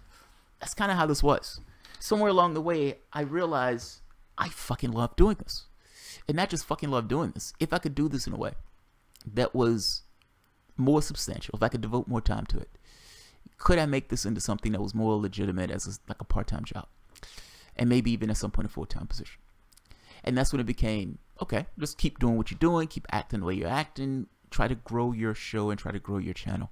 So, guys, when you guys contribute, it helps tremendously, and I appreciate it, and I'm giving you my thanks. That's the only reason I'm going into the spill. So, thank you very much. You guys are immense help. Joe Sass, for your effort, keep up the good work, dude. Ah, Joe, thank you. Thank you. I appreciate it. I'm an alcoholic crack addict. Hey, you are. Jay Scott, we're in a very shitty predicament. Jay Scott, yes, we are, man. We're in perfect agreement on this. Jay Scott and I have had our back and forths, but I think what him and I come to this kind of agreement on after punching each other in the face over and over again, it's like in those movies where the people are like hitting each other in the face, it's like And then they finally fall to the ground, black-eyed, bloodied, and they're like, yeah, you know, I agree with you on this particular point. Yeah, I agree with you on this particular point. Let's go get a drink. It was one of those. I agree with you, man. We're in a shitty spot. We're in a finger trap. We're in a finger trap. The reason why the finger trap works, though, is for real reasons. It's not for bogus reasons. It's not a mirage. It's Republicans are fucking insane. That's the reason why that trap works. It's the reason why they can look at labor and say, do you want them? Then you better vote for us or else. It works for a reason. It works for a reason. All right, guys. I'm going to end this. Bob Ramirez said, no, I'm just trying to help some of you wake up. Doing the same thing and expecting different results is insane. Yes, Bob, agreed on that one, man. If Jamal was on TV, he'd be the number watched news program in a month. Pat Cook, I doubt that, but I appreciate your accolades. Gordon Demick, that's why I started too, Jamal. I was angry and needed event. Yeah, same here. Tabitha Enriquez, I have researched MMT, listened to the real progressives over and over, and still, how does it empower people, change their lives directly? And when money is printed, who gets it? Corporations. Yeah, so Tabitha, I think you're making the point that right now, MMT is being used. And it is being used to give corporations trillions of dollars. That's your point. And that point is unimpeachable. That point is unimpeachable. That point is massively unimpeachable. I think the other people, MMTers, I think they make the point that in the same way that it's used for right-wing stuff right now, it can be used for left-wing stuff if you explain to people what's taking place, how it's being used, and you educate the masses. My skepticism comes with the education of the masses.